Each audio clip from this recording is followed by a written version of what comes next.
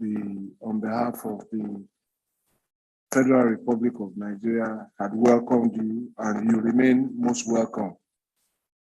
But today, I intend to use the privilege of making these remarks to address a very, very important subject, and that is the subject of data.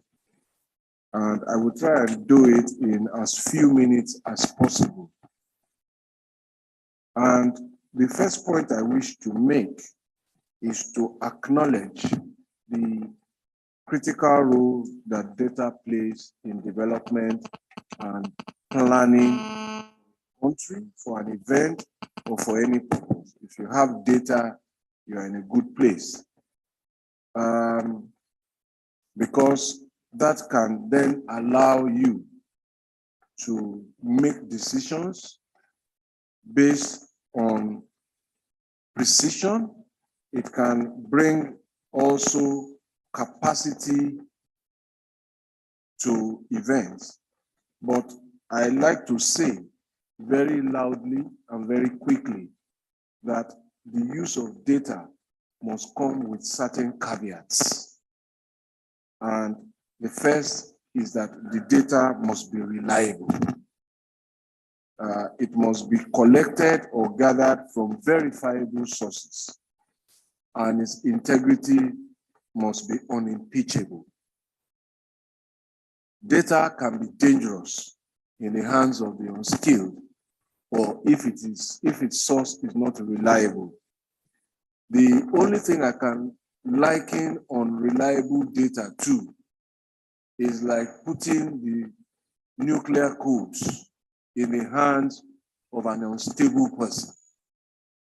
You are asking for a nuclear war. So I think I want to make that very clear. It's almost like putting a planet in peril when you have unreliable data, dangerous data, data of unknown origin. And so this is why I think that the discussion about the data question at this housing meeting of the Shelter Afrique in Sub-Saharan Africa is a very, very important subject. And the first pleasant news I want to share with this meeting is that my country will be undertaking a housing and population census this year. And with the results, we hope that we will gather data about our people's housing needs and use this to plan and implement policies and programs for the next decade and perhaps beyond. So that's good news on the horizon. But while this is still afoot, I want to say that my most important message to this session of our meeting, very important message in my view, you may see it differently, but I think that message should be that Africans, all of us, we should stop binging on deficits. And I will explain what I mean. That we should stop binging on deficits. Because all too often it seems that we are eager to accept, to own, or to propagate the worst narratives about our countries and about our continent on data whose sources are sometimes of unproven sources or unproven integrity. At one time, we were referred to as the dark continent. But I think in darkness, what do you find? But the dark continent is the one that has the best human resources and the best material resources that have built prosperity in other parts of the world. We didn't really push back, perhaps not in enough time, about that description. What made us dark? No basis. It was somebody's view, and we didn't challenge it. So we seemed too anxious, perhaps in my view, to please and to deploy a mindset of surrender and pity. I am happy again to say that that mindset is changing. You can hear Africa rising, and it is rising quickly. And I dare say, perhaps it should rise quicker. And this is the context in which I want to address the question of housing data, because it's also a mindset thing. So during my tenure as governor in Lagos, in another period of my public service, our government in Lagos was delivering 200 housing units every month. Every month, between 2012 and 2015. That was a 3-year period. At that same time, other state governors had launched and had successfully executed housing projects across most of our 36 states. And so was the private sector. In fact, our moderator today, I met as a private sector operator when I was governor. He was also playing in that market. So, regrettably, it seemed that nobody was ready to take account of the delivery of even one housing unit, in spite of what we were doing. There was a fixation and a binge on a 17 million housing deficit. And I will say a few things about that number shortly. But the point I'm making here, which needs to be repeated, is that by logical and accountable use of data, if there is a need of 17 million, if there is a need for 17 million houses, and if one unit was provided, one would expect that that number will reduce by 1. Don't you think so? But unfortunately, that has not been the case. In a seeming desperation to race to the bottom, to binge on a deficit, and perhaps to unleash what I refer to as the threat of a nuclear war on the housing sector, the deficit grew to 29 million, later to 19 million, later it grew to 22 million, and just a few days ago, somebody was saying it's now 28 million. And they can't point to a source. So perhaps you will pause and reflect on the point I made about the danger of data of unknown origin. Nobody knows the source. All of these figures without a basis. Should any people, any sensible people plan with that kind of number? So I took the view that as housing minister, my success and that of my team depended on working with credible data. So I went in search of the data. And everybody who had asserted the deficit of 17 million back then, that I asked about their source, they only pointed me further. It was almost like searching for a house without an address. Nobody knew where it came from, but they all loved it. And we are ready to assert it. Indeed, I think that some of them might have thought that something was wrong with me in seeking to find the source of the truth. But I can report again that I found the source, where that 17 million originally came from. You won't believe it. It was in the preface to a policy of housing, written, regrettably, in my own ministry 3 years before I became minister, written by one of my predecessors. And when I called the minister that, look, did you do this? Said to me, look, what really happened was I was under pressure. I didn't vet the preface that was understand, and everybody went with it. So that's where 17 million first came from, an unverifiable and uncredible source. So I used this meeting because I've seen it in some of the papers and I said, take it down. It has no basis. But some people seem to prefer it. So I said to them that those who wish to live by that data that has no verifiable source, I wish them well. But I think that they are going on a journey to the unknown from an unknown origin. To right thinking and well-meaning people, I urge you to sensibly disown this baseless data. And I invite you all to let us work together like rational people, using what we know while we await the results of the National Housing and Population Census for 2023. And to the question, what do we know? I say this, that the last time, while I was looking for these numbers, I called our Bureau of Statistics. I think this was about 4 years ago. The DG then was Mr. Kale. And I called him, I said, do you know where this data came from? He said it wasn't from them. So when I told him, he said to me, Minister, I can give you one reliable data. I said, what is it? He said, we have household numbers for Nigeria. And that the national household figure was 35 million households. And he said to me that, come to think of it, a household is one family. If that your 17 million you are looking for is correct, it means half of us need houses. And that data is unreliable. So we know, therefore, that we have a household of 35 million families. So if you want to pursue the 17 million, it means half of us need houses. I leave you all to square that circle because it's a circle that will not square. But my view is that it offends logic and it offends what we know. Is there a housing deficit? Certainly there is. I acknowledge that. And I'm the first to acknowledge it. But how should we approach it?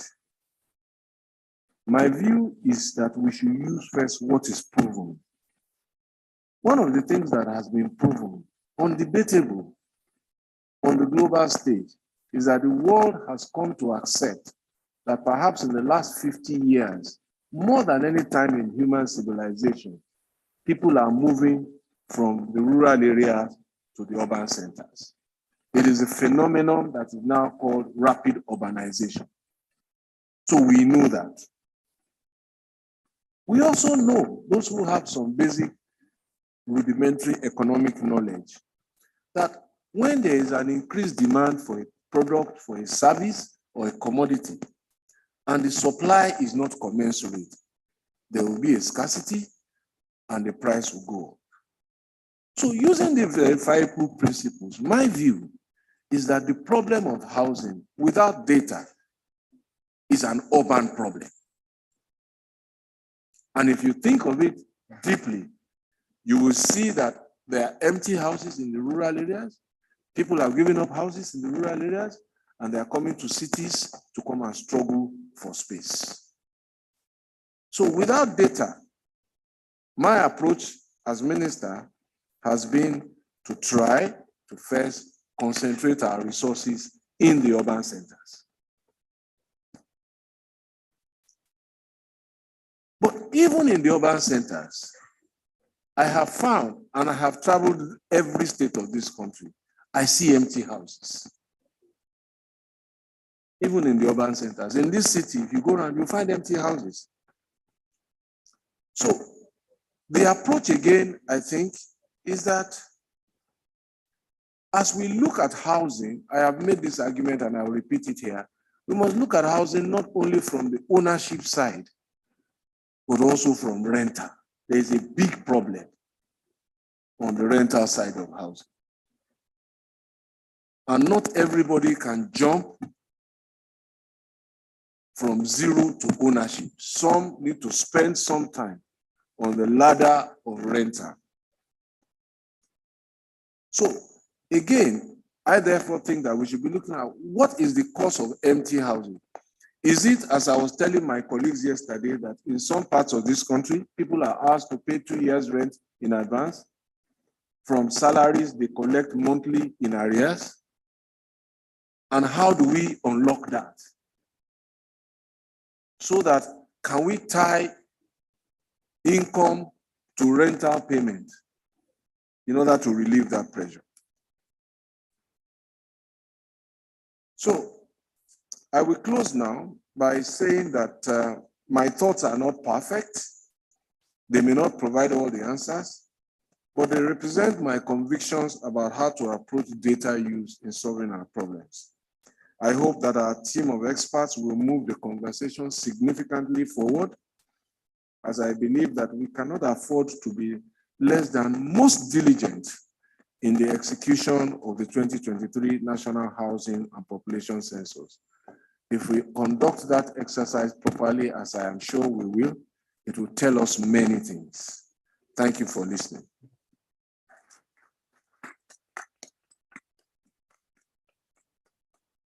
Thank you very much, Honorable Minister. You've touched on very salient points, and I think two key points that we should contemplate in as we continue the conversation for today is the fact that we should be very careful in terms of data sources.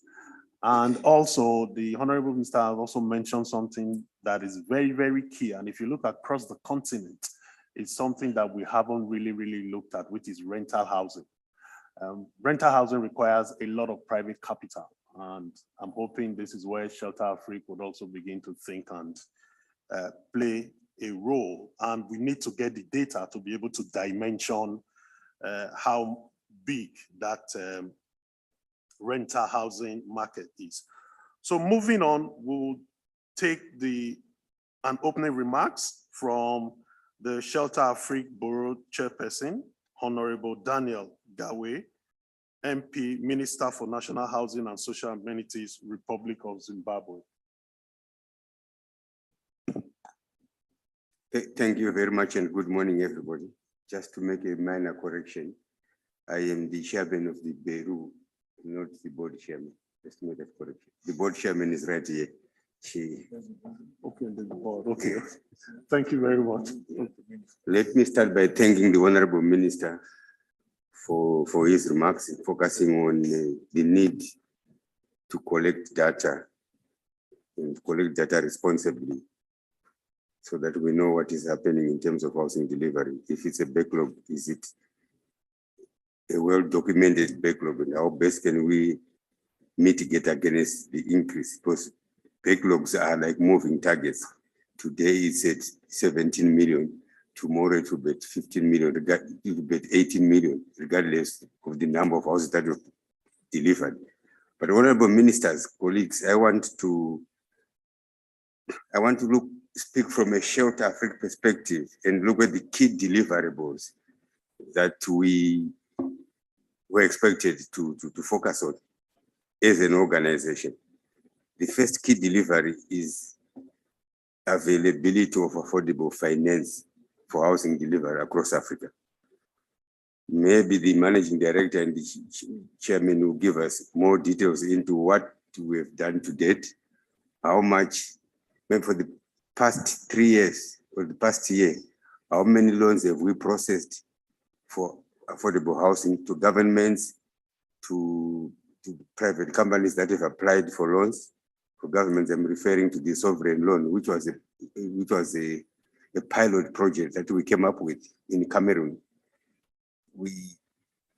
What is the contribution, Shelter Afrique's contribution in terms of real figures to housing delivery across the continent? What mitigatory measures are we putting in place to reduce the gap between the rural and urban communities? The Honorable Minister from Nigeria spoke about rural to urban migration. How do we mitigate against that movement? Are we doing enough to develop our rural areas so that we can actually have a reverse migration? You have people moving from urban areas to rural communities.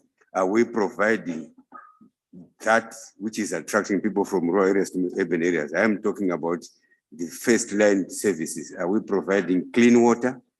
Are we providing serviceable roads? Are we providing employment centers in the rural communities? Are we investing enough in the rural communities as governments? And what is the role of Shelter Afrique in ensuring there is housing in the rural communities? The social housing sector, how impactful is it in terms of rural housing development? What is the role? How many have we financed to date as Shelter Afrique? What are we responding to sustainability? I mean, we are all aware of climate change. When I arrived on Saturday here, I was told the rain season is late. we could have been in the middle of heavy rains now. That is the impact of climate change. In my country, we're experiencing the same. Yesterday, I spoke about the cyclone Freddy that devastated parts of the southern country's community. What role are we playing? And going back to the issue of backlogs, Nigeria is supposed to deliver 17 million houses. What is the role of Shelter Afrique in providing funding or assisting the government in providing affordable financing? What methods do we have? What is it that we are doing as Shelter Afrique? Because we are seated here not as governments, but as Shelter Afrique. And in that capacity, what is it that we are doing to ensure that we leave a legacy, that we provided funding for so many houses across the continent? And this is my worry. As I hand over the stick on Thursday, I will probably go back home still with a bleeding heart because I haven't seen the movement there. We focused the whole of last year, the year that is ending now, we focused on renewal or rebirth of Shelter Afrique, which is well and good. But prior to that, there are certain things that we should have been doing that I'm not seeing movement. There is no traction in my view. There is no traction in ensuring that we are doing or we're providing social housing, we're providing sustainable funding, while member countries and developers are benefiting from why we are here. I'm not seeing that. And I know that we've got the new blood in Shelter Afrique, the MD and the chairman. I'm sure they'll be able to understand and take further the aspirations of Shelter Afrique. 2 years ago, we had an AGM in Cameroon, Yaoundé. A delegation from this country was vocal, very vocal, and I joined them in that vocality in ensuring that we must conform to the dictates of corporate governance. And this is what Shelter Afrique is now doing. But corporate governance in terms of revising statutes is not good enough. Corporate governance in terms of mobilizing financial resources and extending those financial resources to the beneficiaries is what we have been created for. And I'm not seeing a massive movement on that. Honorable ministers and members that are in here, I mean, Agenda 2063 speaks to the Africa we want. Do we want an Africa where if you drive 300 kilometers from Abuja, you are getting into a rural community with no roads, with no sanitation, with no electricity? Are we moving fast enough to ensure that the dictates of Agenda 2063 and in my country, Vision 2030, that we must attain an upper middle income economy by that year is being realized? So there must be conscious decisions to develop our rural communities, provide all the services that are found in urban areas in the rural communities. Then we'll have answered the questions as prescribed by our principles for Agenda 2063, the Africa we want. Honorable Minister, you referred to a dark continent. Simplistically, dark continent will refer to dark skin, but that's not it. Dark continent refers to the level of development in the continent. Yet we've got the best resources that every continent is looking for. In my country, we've got about 78 different types of mineral resources. That speaks to the level of development that we could have achieved. Yes, we appreciate that we went through some serious challenges in terms of colonization and slavery. But let's put that behind us and say, with the resources that God gave us, that the Creator gave us as a continent, what is it that we are doing to exploit those resources to the best of our abilities and to the development of our different countries? I think these are the things that we need to ask. Let's ask those hard questions. What is it that we are doing as different governments to ensure that we transform the lives of people that live in the rural communities? And the rural transformation must be a must. Then we can now talk about development. You go to the UK, they've got what they call counties. Those are villages. that were transformed. And the wheel is round. We don't have to redesign it. We just have to change whether the size, whether the diameter, whether the radius, that's all. And I understand I am a student of public policy in my different life, in my other life. The Republic of the DRC is the richest country in the world in terms of mineral resources. I think the minister from DRC is here.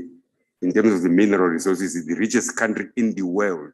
But what is DRC doing to ensure that they exploit those resources to the benefit of the DRC and the rest of Africa? In the SADC region, we've got the largest quantities of platinum and the lithium in the SADC region as Zimbabwe. And we are saying, let's now focus on that so that Africa uses its own resources to develop itself. And organizations such as Shelter AFRIQUE must play a critical role in the resource mobilization and ensuring that we develop ourselves. The issue of data and the title deeds cannot be overemphasized. In my country, we have embarked on a program which was launched by His Excellency last month to ensure that all the informal settlements are regularized and people are issued with title deeds. Because the access to land and land tenure is critical to everyone. You want to go to a bank and borrow money.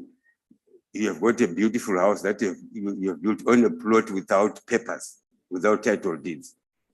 But if we take conscious decisions to ensure that we process title deeds and people have got titles to their plots, they can have peaceful nights every night.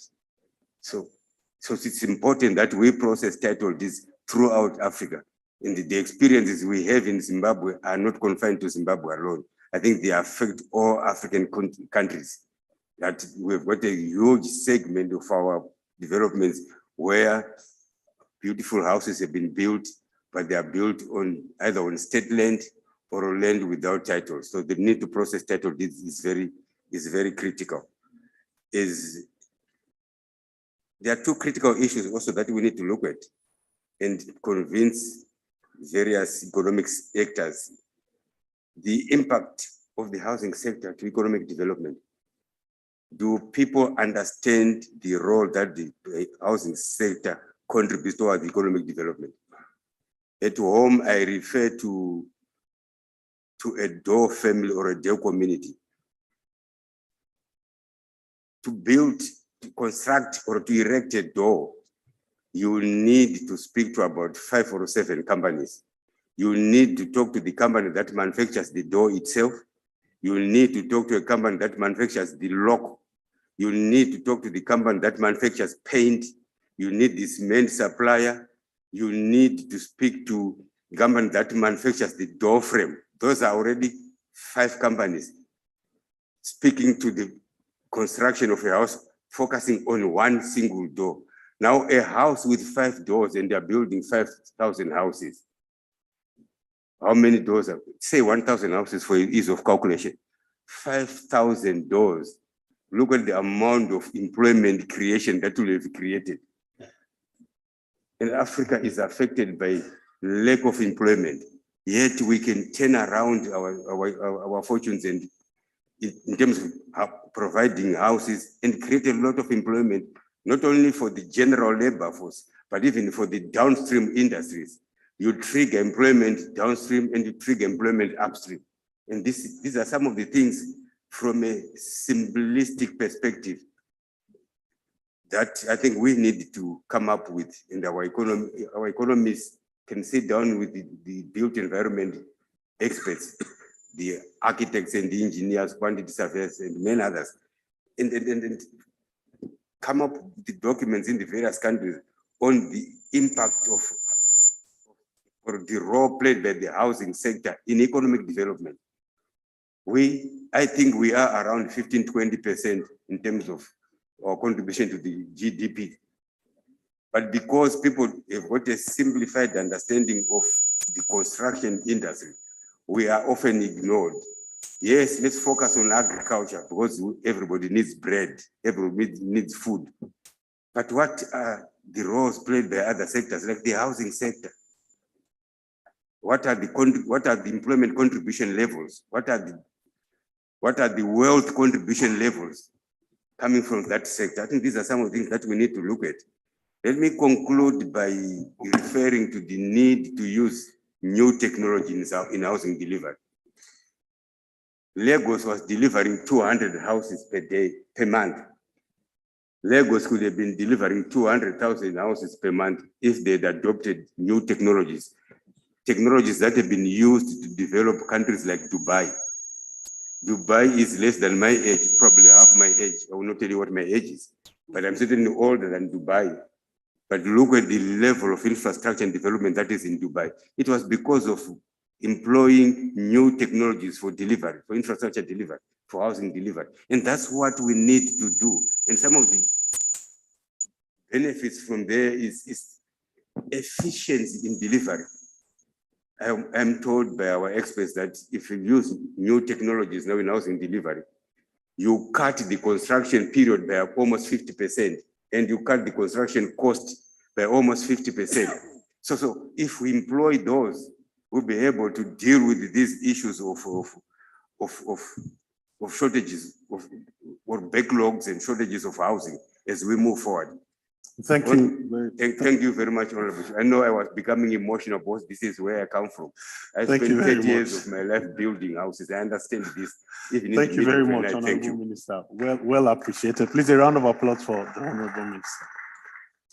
I think I'll just quickly summarize what you've spoken about, Minister. I think I'll put this under 4 buckets. You've talked about unlocking capital, which is, we all know the story. We all know Hernando de Soto's book about providing title. You talked about inclusionary housing, where you talked about the rural areas and we shouldn't neglect people in the rural areas, and also looking at reverse migration. I think very importantly, with what is related to what we are looking today in terms of data, is about measuring and monitoring what we are doing. So for example, how are we providing housing? What is the finance available? So, and I think that's something that we are going to be discussing here in terms of what data points do we need to be able to go forward and create more housing in the continent. And then you also talked about ESG, which I think is very critical issues right now, talking about the environment, the social structures, and also governance. And I think as we go into the day, we're going to touch on all of these points as it relates to getting the real numbers for data in housing in the continent. I'll move over quickly to the Honorable Minister of Finance, Budget and National Planning of the Federal Government of Nigeria to give your message. Honorable Minister. Thank you very much, Mr. Rowland. Honorable Ministers of Works and Housing, 2 of them, my colleagues, ministers from the region, distinguished guests, ladies and gentlemen. Let me start by apologizing for coming in late. I had actually on my calendar that this meeting is for 10 o'clock, so we're targeting 10 o'clock. And to just join our host minister, Honorable Minister of Works and Housing, Babatunde Raji Fashola, and the whole of his ministry, to again welcome you to this forum, to welcome you to Abuja, and also to thank the chair of Shelter Afrique, the chair of the board, and also the managing director and his team for arranging to have this meeting in Abuja. It is an honor and a privilege for the Ministry of Finance, Budget and National Planning to chair this roundtable of the African Ministers of Planning, National Development, Housing, as part of the activities of your 42nd Annual General Meeting of Shelter Afrique. Again, I urge you to create some time to visit the city of Abuja. because you have the opportunity of this, of your presence here to view the sites of one of Africa's first purpose-built capital cities in the modern era in Africa.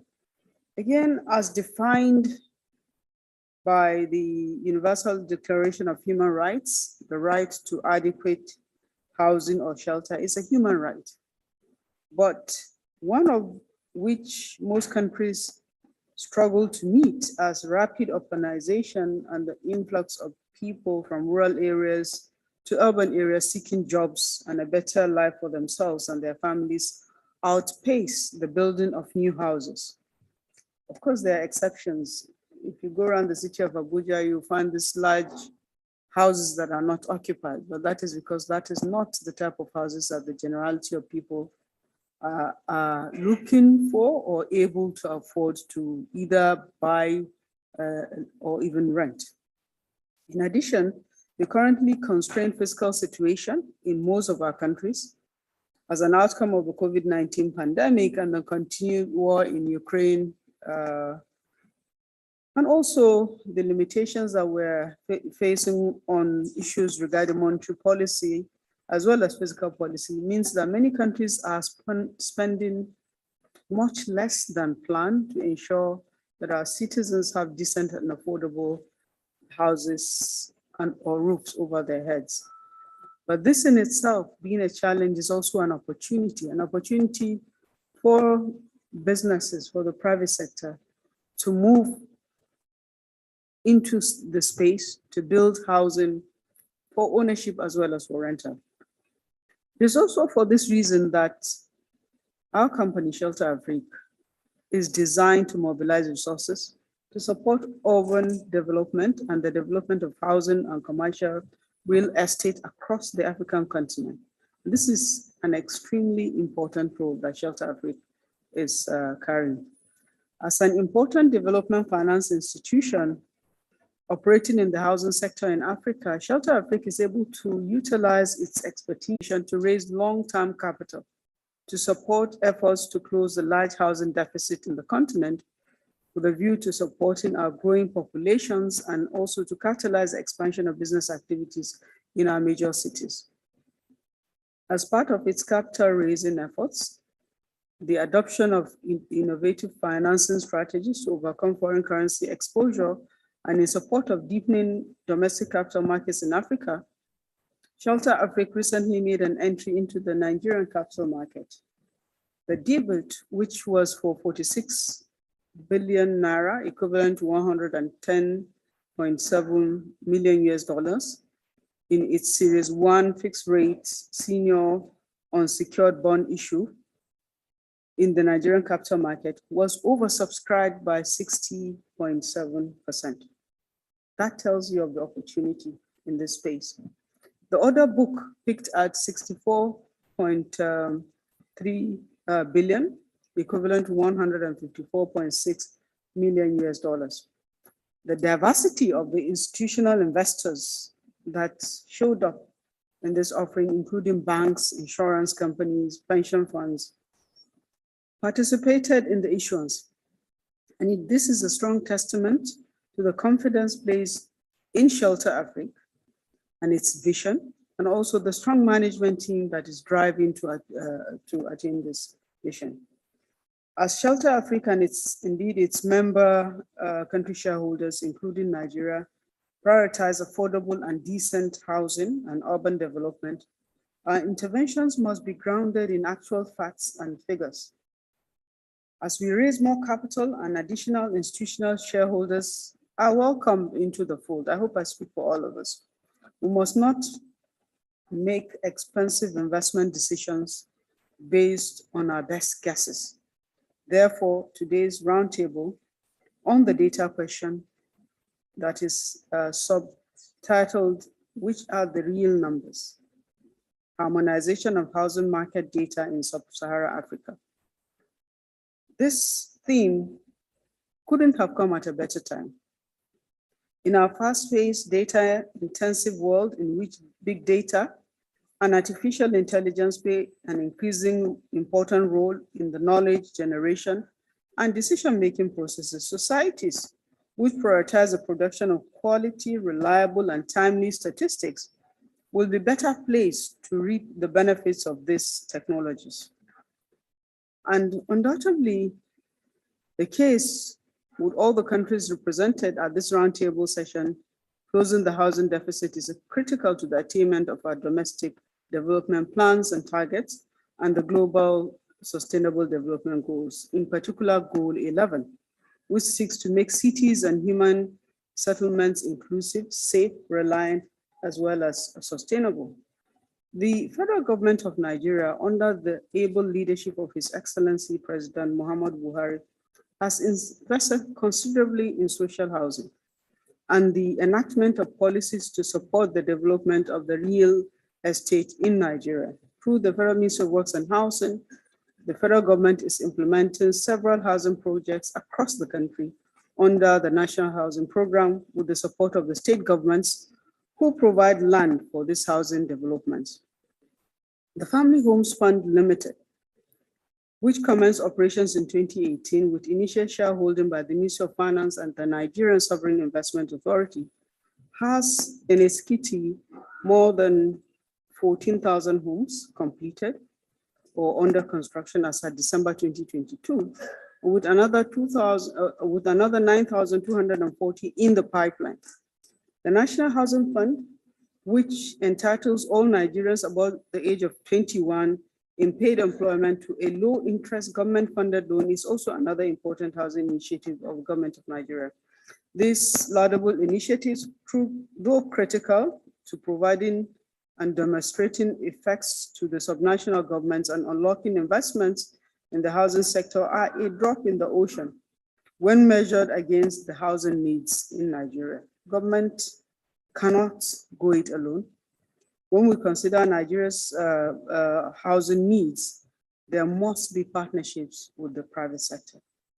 The need for precise data in the Nigerian housing space, data that is disaggregated by state and even by housing type, the type that are required, the average cost of specific building specific housing types, and other important data categories must be looked into. These statistics are critical inputs for prospective investors and also to ensure capital raised can be targeted where it is most needed. To bring the private sector alongside government, the statistical agencies must work alongside with the private sector, with DFIs, to provide data that is reliable in all of our countries. As we spend the rest of today in sessions discussing how to develop sustainable housing for creating a depository of housing data, we must keep at the forefront of our minds that we're not working towards producing statistics for the sake of doing so, but that we're producing statistics to meet an important development objective.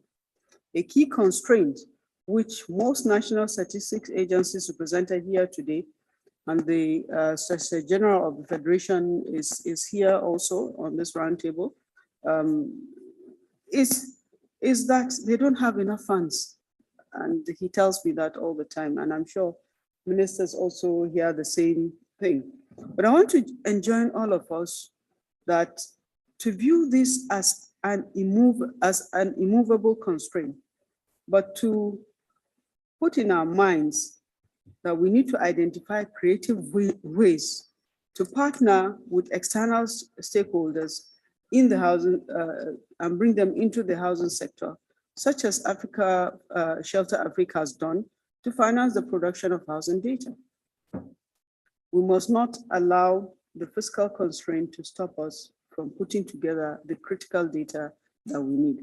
I would like to thank Shelter Afrique for leading the charge in this important initiative, and to ask that each of our countries represented here today take ownership of the process of strengthening our capabilities in producing quality housing data as we work together towards the goal of developing livable cities in which all citizens have access to affordable housing, in which business enterprises can thrive and innovation is fostered.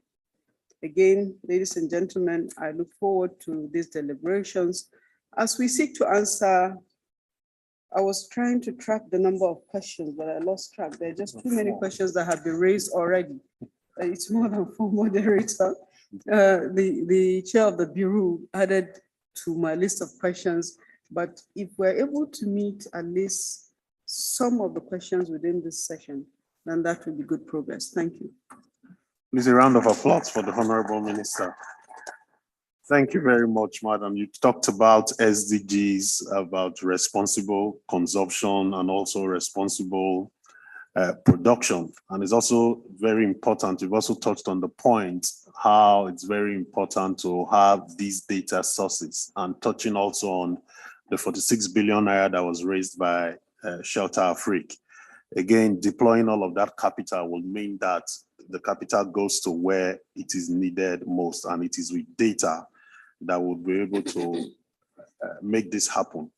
And talking about that, I think it is time to bring in the Managing Director for Shelter Afrique, Mr. Fieno Habib Han, who is going to share with the participants in the room the business model, strategy, and the economic benefits of our conversation to national economies within the continent. Over to you, MD. Thank you very much, dear moderator, and thank you so much for the opening remarks and discussions earlier by Honorable Babatunde Rajifashola and by Honorable Zainab Ahmed, Minister of Finance. So we want to actually here walk you through the new business model and strategy that Shelter Afrique is looking at. I really liked the challenges and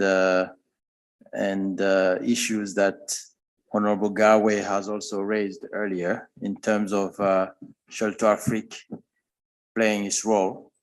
So we would like to show a little bit what Shelter Afrique is looking at. We obviously joined in January, the institution, and we're looking forward to the new dawn with my chairperson here of the board, Dr. Chi Akpoji, who's representing the African Development Bank on the board of Shelter Afrique. And we also have representatives of the African Development Bank in the room, along with our country members as well. So basically, this is the agenda of what we want to propose here. And just to start with the global and regional economic outlook, obviously, we're all aware of the fact that we have global turbulence right now, with the global growth being revised down, and especially for Africa. As we all know, Africa is starting from a low base, so any reduction in the economic growth will have a huge impact.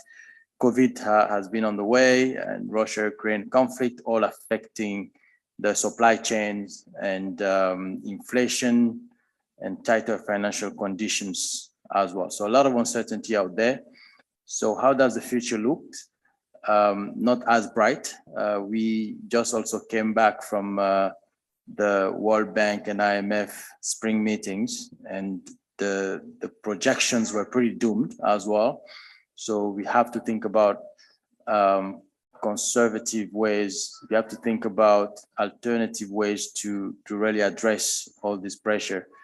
So for Africa, the biggest elephant is in the room is really the sovereign debt crisis in many of the countries that are our members as well. So that would definitely affect the housing sector. Now, what's the rationale behind our new strategy? It's really to align with member countries' housing development needs, to reposition the company for growth and improve operational, financial, and governance performance. So that's on the business strategy side. So it's important to also look at the history, the recent history of the institution. since 2017, the institution has been going through some restructuring of operations with shareholders recapitalization, repayment of all existing debts of the institution, business model review, and organizational restructuring. In 2021, obviously all debt were repaid. There was a restructuring that happened thanks to the support of all shareholders.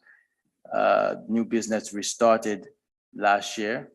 And now, since 2023, we have a new leadership renewal with our new chair of the board and myself joining, and new senior management also joining the institution. The lessons learned really for us is to focus on 4 major items. First is governance. And I think we all agree on this. That has been really the issue and the elephant in the room for the institution. So we need to address governance. The frequent instability at the top of the institution has really caused issues for us.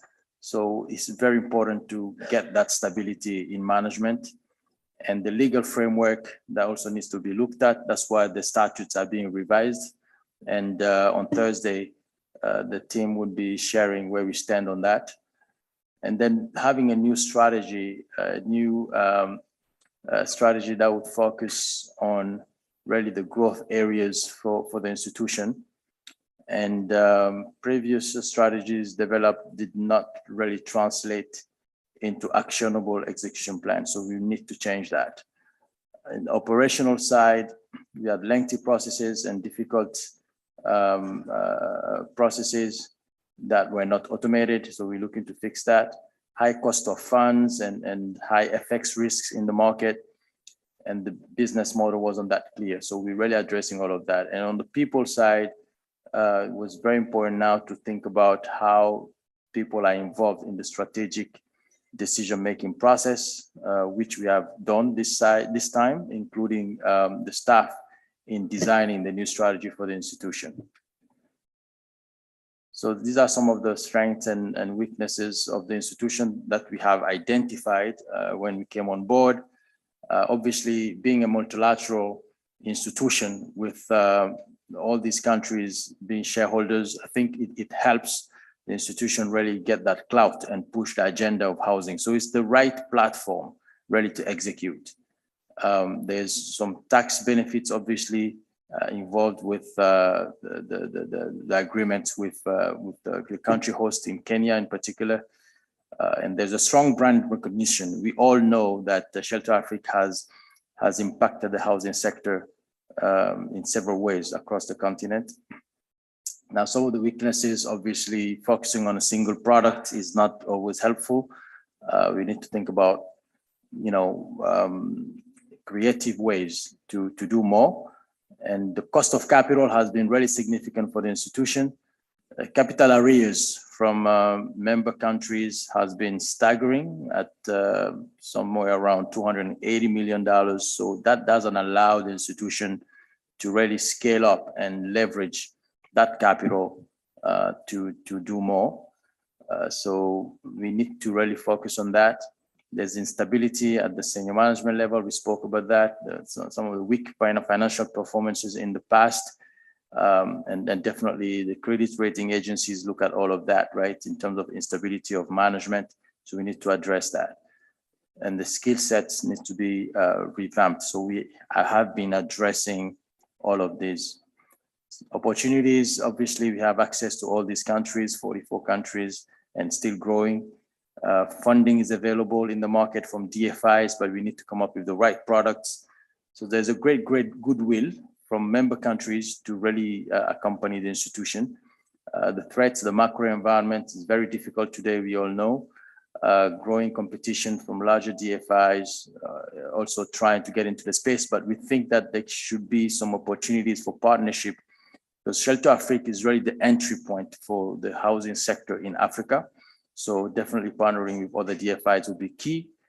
The investment climate in many of our countries is very, very challenging. So we need to also address that through some of the models that we have come up with to fix the investment climate for the housing sector. For instance, title registrations, foreclosure laws, which would really help the sector develop. And obviously some global geopolitical challenges. So the main goal for us is really to move from stabilizing the business to further growth and help make the business more resilient. You know, we have our three strategic goals. First one is enhancing housing development, impact, and shareholder value. That's our biggest objective. Then achieve financial sustainability. We are a development finance institution, like other DFIs. We need to be sustainable. And finally, improve organizational sustainability, which would fit the strategy that we are looking at. So this is a bit of a journey, right, of Shelter Afrique. So SHAF 1.0 was really the foundation when the institution was created, how the brand was developed, shareholder support. We had some positive returns. And then SHAF 2.0, there was a stagnation period of the institution where there's been some leadership crisis, changes at the top of the management has really driven negative returns and credit issues. And finally, we think now starting 2023, we are on the path of renewal and change with leadership changes and fixing the governance. So this is similar to the prior slide, just breaking it down between the years. So the business model we're looking at now, SHAF business model and value proposition is to focus on clients and turn around and have efficient turnaround time for credit operations, underwriting processes, and develop more affordable housing products, and raising local currency bonds like we've done in Nigeria, and Her Excellency was referring to that. We want to do more of that in the different countries so we can get access to local currency given the crisis in the FX markets nowadays. It's important for us to finance the sector with local currency, not to be exposed to the fluctuations in the market, and digitalizations will be definitely key. So this is the core of our strategy going forward.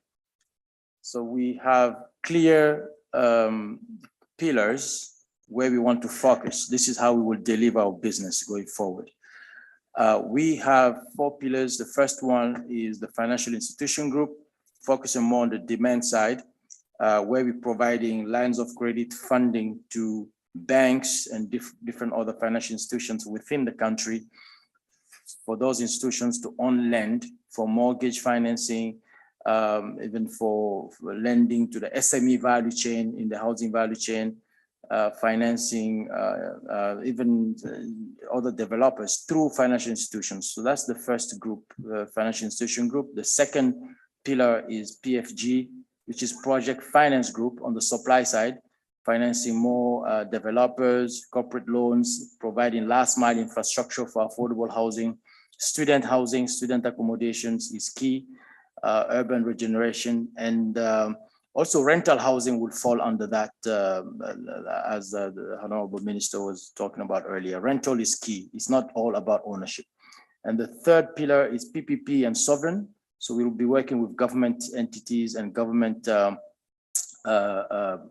quasi entities to structure PPPs where government can help provide access to land. And then rent and rent to own also would be key in there. Urban regeneration, we've seen very good examples in India. We have some partnerships there that we're trying to bring on the continent to really resolve the slum situations in our cities. Because until we resolve the urban issues, it's going to be very difficult to develop our cities. So this is also key to what we try and do. Alternative building technologies, really center of what we're doing. And then finally, this is really the biggest innovation we're coming up with. So this is to set up FMG. This is the fund management group around thematic areas where we can raise DFI funding, concessional funding, targeting different areas. The first one is green climate and resilience. We've seen many of the catastrophes hitting many of our countries. The last one we know of is Rwanda, really also passing condolences to the delegations here, where Rwanda has lost more than 150 people in landslides, heavy rain in the past few days. This happened also back in the days in Sierra Leone, back in the years, and we really need to tackle that climate green resilience sector. And then gender, access to housing for women and women in the housing value chain. We'll be raising thematic funding to address that. The third point addresses more job creation in the SMEs and trade finance in the housing value chain, where we would help basically get funding to finance those SMEs and people that are doing import exports of construction materials to facilitate access to affordable housing. Third one is infrastructure, basic infrastructure in the housing space, because we've seen that basic infrastructure can be costly and that can make housing expensive. So we can address that. And finally, in there, we talk about Islamic finance or ethical funding mechanisms where we can really generate funding from Arab funds, Islamic Development Bank and others to really address some of the issues in many countries. Actually, this final product is similar to what we can do with rent to own. Rent to own is definitely key in that process. And a couple of points that we didn't just show on the slide, but are really relevant in this fund management group is really addressing migrant and refugee housing. So this is one thing we in discussion with the African Union and will be discussing with ECOWAS in this region, really to address migrant and refugee housing. And even the European countries will be very interested into this because housing creates jobs. The value chain is critical. Honorable Gawe was talking about that and will be addressing it through this product. And then the diaspora access to housing, diaspora funding. We'll be issuing diaspora bonds, which will really help the diaspora get access to affordable housing in the countries. We see huge potential there. We have more than $90 billion of diaspora remittances coming into our countries every year. So huge amount of funding we can mobilize for the sector.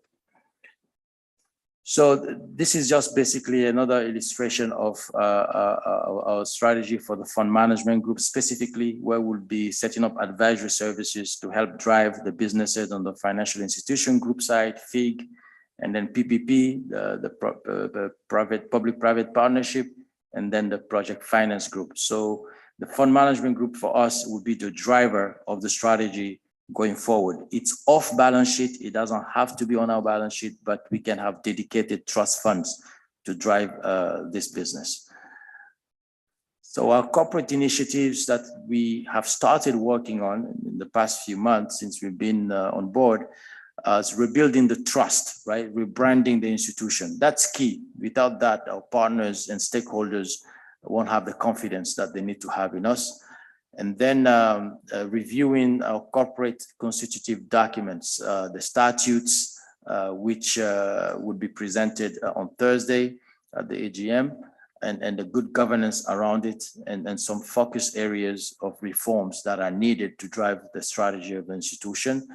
The organizational structure that should fit the strategy that we're putting in place. We will show that in a minute.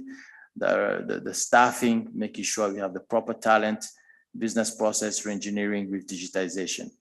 So this is the organizational structure we're looking at. It's a bit hard to read, apologies for that, but just to say that the blue sections on the left just depict the different areas. So the first one is the MD's office, which has very targeted and specific roles there, and some of the roles report to the board as well. This really is critical for our corporate governance to our partners to make sure that we are aligned to best practices. And the second layer is really focusing on the business. So these are business sectors that we're focusing on, exactly the same that I just presented earlier. So where we have the financial institution group, the project finance group, where we have the PPP, and then the fund management group. And the third layer are the support and corporate support initiatives and sectors, where we have obviously the credit and operations and the finance team, human resources, and legal and general counsel. So this is just to say that we are restructuring the team and the institution to reflect the objective and the strategy of the institution. So the funding structure model that we are looking at right now to fund our business, basically we have two sides of it. So we have the treasury side, which is really on the balance sheet of the institution. So we'll be raising funding from DFIs, and we want the majority to come from there because we need concessional funding to drive this business of affordable housing. And then get funding from commercial banks, which shouldn't be more than 10%, and then capital markets like we've done in Nigeria. And we want to do more of these in other markets, raising local currency bonds for financing all our stakeholders and partners within the country. And the fund management group that I was just talking about earlier, these are off balance sheet sort of funding we will generate with different DFIs and concessional financiers, looking at the different thematics here, adding to those migrants and refugee housing and diaspora bond issuances. And then, so this is the implementation, monitoring, evaluation framework. We are a development finance institution, so it's important for us to have a proper mechanism to track our impact. It's not just about financial return, it's also about impact. What kind of jobs are we creating? Because housing creates jobs. On average, it's been found that each home built creates on average five jobs. So it's really critical for us to monitor the job creation, the number of houses built, home access to housing for women, for instance, and the youth, and the green climate impact of all the work that we're doing beyond the financial return. So we have mechanism to do that and track that. So now I think this is my last slide in terms of the key risk and mitigation that we have identified in the past 3-4 months since we've been here. Funding is key for us to really help and support the countries that are our shareholders. We need to get to adequate funding. And I've shown earlier how our treasury team would be generating the 3 types of funding that we talked about, and also the fund management group. And most importantly, the equity capital mobilization. We need to get those arrears paid by our country members. That's how we can do business. That's how we can leverage more, because if we have a strong capital, then it's easier for us to go and raise capital markets debt and financing. So the thematic areas are really key to get competitive priced funds. The second risk area is the lack of business pipeline. Sometimes it's difficult to find good business that makes sense, because historically the institution has been sitting on some pretty large non-performing loans. So that's because the institution has been bold, right, to go after small developers to make them play their part. But again, some of these small developers lacked capacity and were not able to deliver properly in the past history, in the past 10, 15 years. And we're changing that model a bit by trying to develop more robust pipeline, working with larger developers and building the capacity of the smaller developers. And the third area of risk is the shortage of key staff. We are recruiting as we speak. We are, extensively recruiting. We just brought on board the new head of credit and operations, who would be really addressing the issues of credit underwriting, but also the NPLs that the institution needs to deal with. So on the NPL, just a couple of words there.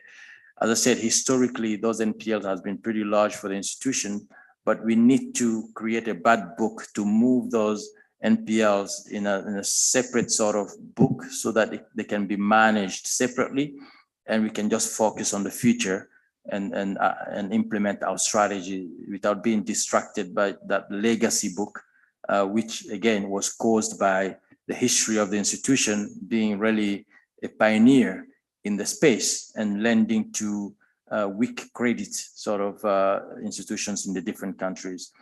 The credit rating, we definitely need to work on that. And some of the things that we're doing would help, right? Getting stability at the management level and addressing our NPL situations due to the legacy book, and then also generating more performance.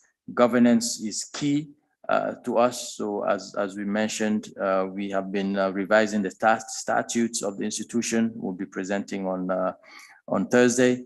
And then now we have a much more focused board, and the board oversight and ethical management committees that have been set up to really make sure we have a proper ethical and business conduct in the institution. A training program has been developed. We've been leveraging the AFDB, African Development Bank, the World Bank, and the IFC's training modules. And finally, implementing a good monitoring and evaluation framework, M&E, to get a clear implementation plan and regular tracking of M&E, which is critical also for our fundraising process, to really know what kind of impact are we having in the space, in the sector, in terms of job creation, wealth creation, GDP growth, thanks to the housing sector.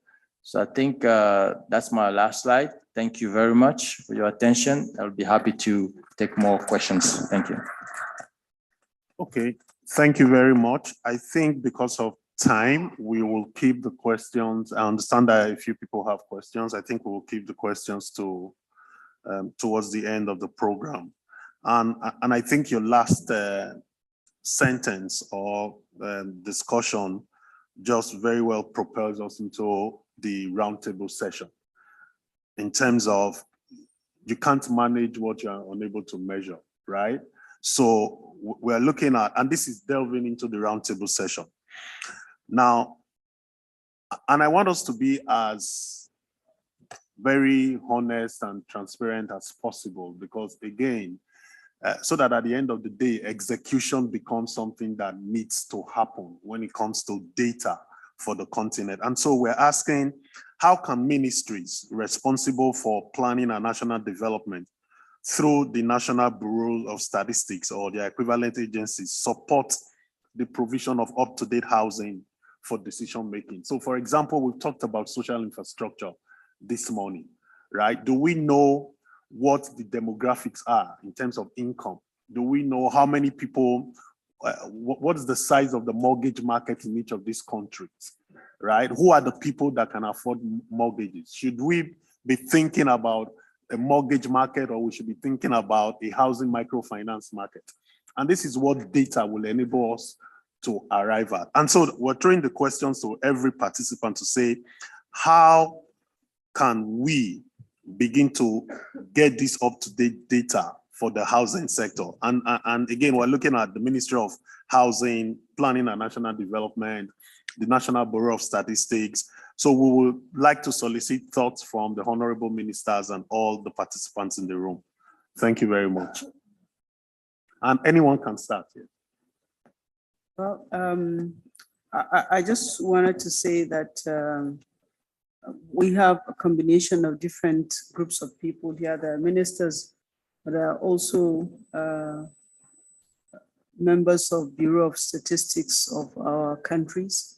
And your questions or contributions can be approached from either the data regarding statistics or the challenges to the data, or even you can speak to the actual data that you have in your countries. When the MD was making his speech, he threw out a number that threw me off. You said you have seen that the housing market creates jobs, and also that there will be at least 5 jobs to 1 house. I'm like, wow, that's really low. I'm sure that's not the effort we're putting in together in housing, because housing actually creates a lot of jobs. So maybe those 5, I was asking him, why did he say 5? Is he just counting the architects and the quantity surveyors, or what? Because there's a large number of jobs that housing creates. So we have to open our minds and contribute at this time. Who wants to go first? Yes, Honorable Minister. So thank you very much, and thank you, MD, for that very insightful presentation. I think the first thing I wanted to speak to, and this comes from experience as having been Bureau Chair, is the issue about, in part slide 5 of your presentation, about unenforced callable capital. And I think that we need to have another think at that. And by that, I seem to recall that perhaps member states not paying up. And so I think that there must be something that needs to be done about that. We tried some arm twisting tactics when I was chair about member states, because you can't have an association really where you don't pay your way and you expect to have a voice. And at the time it worked. We were able to raise some resources. And so there has to be a way around that.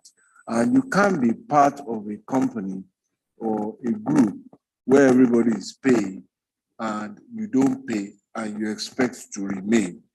And if you remember what I was saying yesterday about the challenges of the past that sometimes went near to the continued existence of the company, and we have to find a way. But that's an ongoing conversation. But I think also that in the plans to expand the reach of housing, there's something, perhaps a vehicle that we didn't see, and I would like to commend to the management and you. And that vehicle is the vehicle of cooperative societies on the continent. And almost every country has reasonable number of cooperatives as data that you can work with.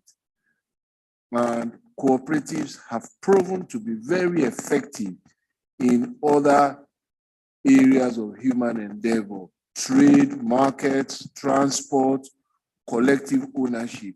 And I think that there is an untapped possibility in housing if we use cooperatives as a target group around which to approach the problem.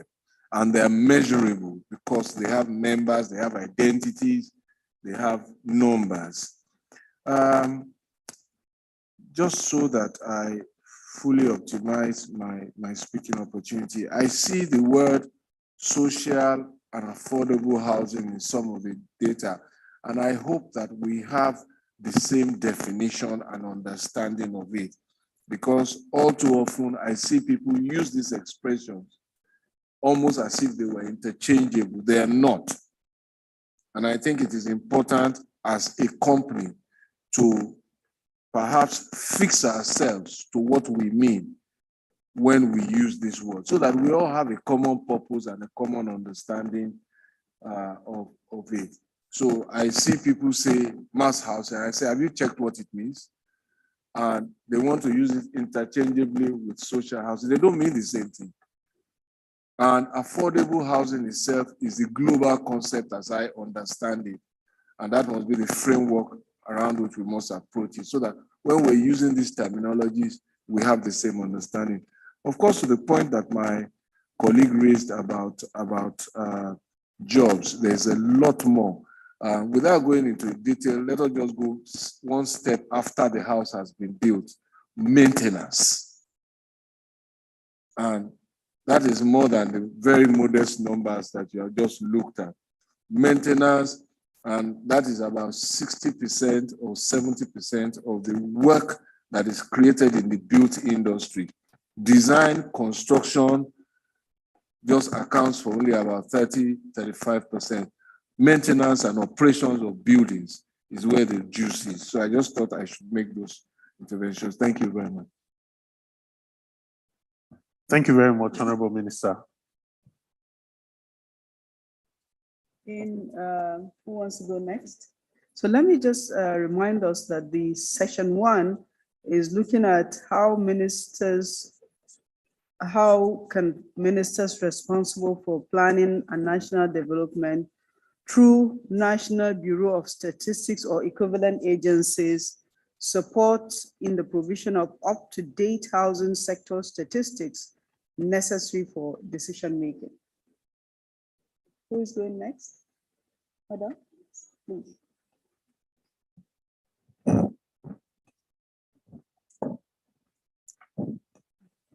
Thank you very much, Honorable Chair. I would like to contribute on the emphasis on having reliable data and what our country has done to ensure that we have reliable data, especially the housing data, and what our ministry has done together with the National Bureau of Statistics to make sure that we have this data. For so many years, we've been using estimated housing data, and whereby we are estimating to have a deficit of 3 million housing units and a demand of 200,000 units per year. But during October last year, we conducted a national population and housing census.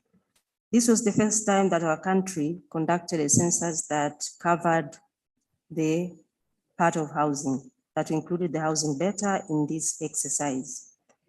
The previous ones used to cover the population part only. Like I said, the exercise was done by the National Bureau of Statistics with collaboration with the Ministry of Lands, Housing and Human Settlements Development.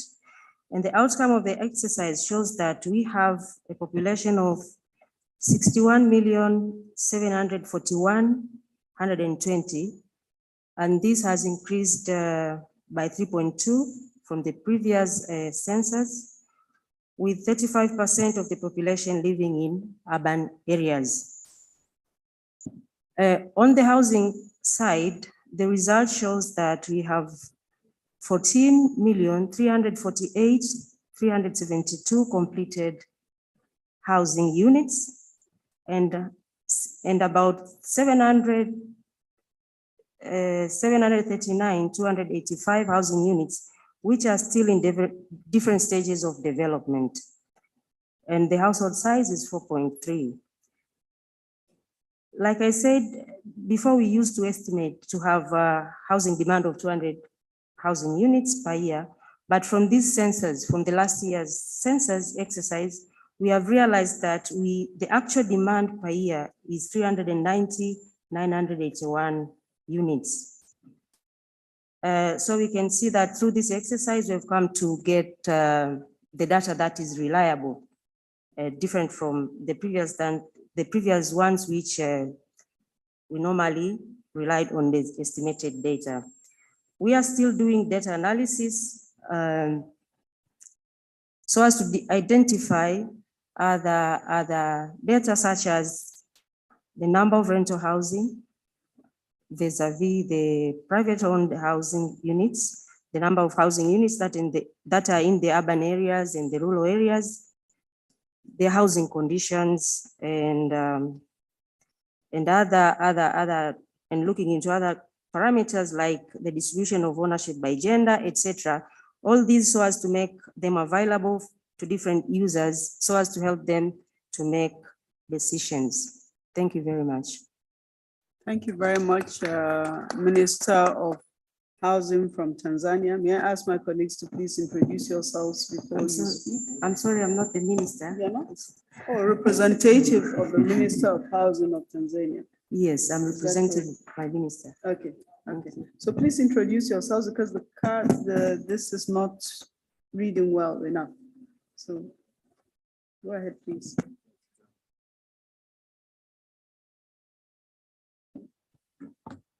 Yes. Good morning, honorable ministers and colleagues. My name is Asenso Boachi, Francis Asenso Boachi. I'm the Minister for Works and Housing of the Republic of Ghana. And I think we are having very interesting discussions today, especially talking about the need for the requisite data for planning purposes. Indeed, if you are planning and you don't know the number of people you are planning for and the nature of the people you are planning for, then you are planning to fail. So it is important that you make science and data a necessary condition for any development planning purpose. In Ghana, we have used census data for our planning purposes since independence.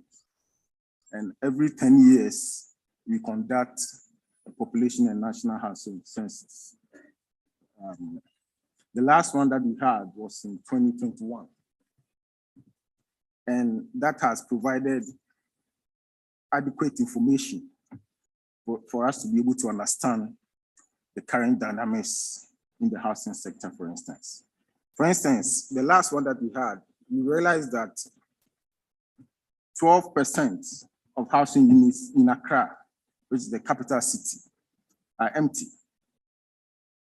which reinforce the points made by Minister Fashola that even in urban areas as well as rural communities, there are empty houses. And they are for obvious reasons. Minister Fashola mentioned the issue of rent and the fact that in many of our countries, people have to pay rent advance, sometimes 2-3 years. And that's very difficult for average African and average Ghanaian for that matter to be able to afford. So in that respect, in Ghana, for instance, we have our rent law says that we should, we can only charge rent advance for not more than 6 months. But the demand and supply situation makes it difficult for landlords to be able to accept 6 months advance. So they are always looking for 2 years, 3 years, which is above the means of the average Ghanaian. So currently, we are in Parliament reviewing the law to make it acceptable for between landlords and tenants. But in the interim, the government has introduced a national program called National Rental Assistance Scheme. The scheme pays for when a tenant finds a place and they are demanding, say, for 2 years. The scheme will pay for the 2 years advance to the landlord so that the tenant will pay a yearly advance with a reasonable interest rates to make it sustainable. So that's what we are doing in terms of the rental housing market.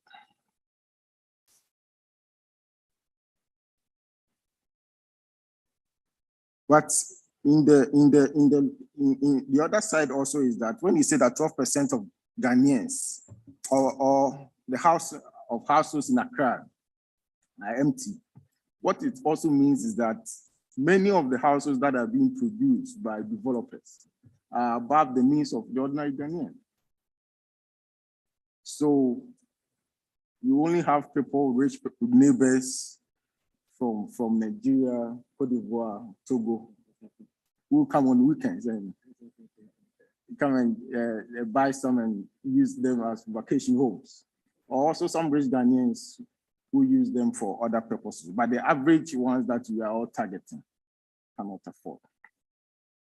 The issue really, I mean, we have discussed how we can all solve this affordable housing problem. Minister Gawe, for instance, mentioned technology, which I subscribe to. But you all know that technology also gravitates towards finance. As long as there's money, there's technology. What I'm thinking is that, especially I'm happy that we have a Minister of Finance here. And also especially when we all understand why government must invest in housing. Habib said that you create 5 jobs out of a house, construction of 1 house. And Madam Finance Minister is saying that it should be even more. This clearly tells us that we can use housing as a development strategy. Because when you build houses, you are creating jobs, you are creating work, and you are building communities.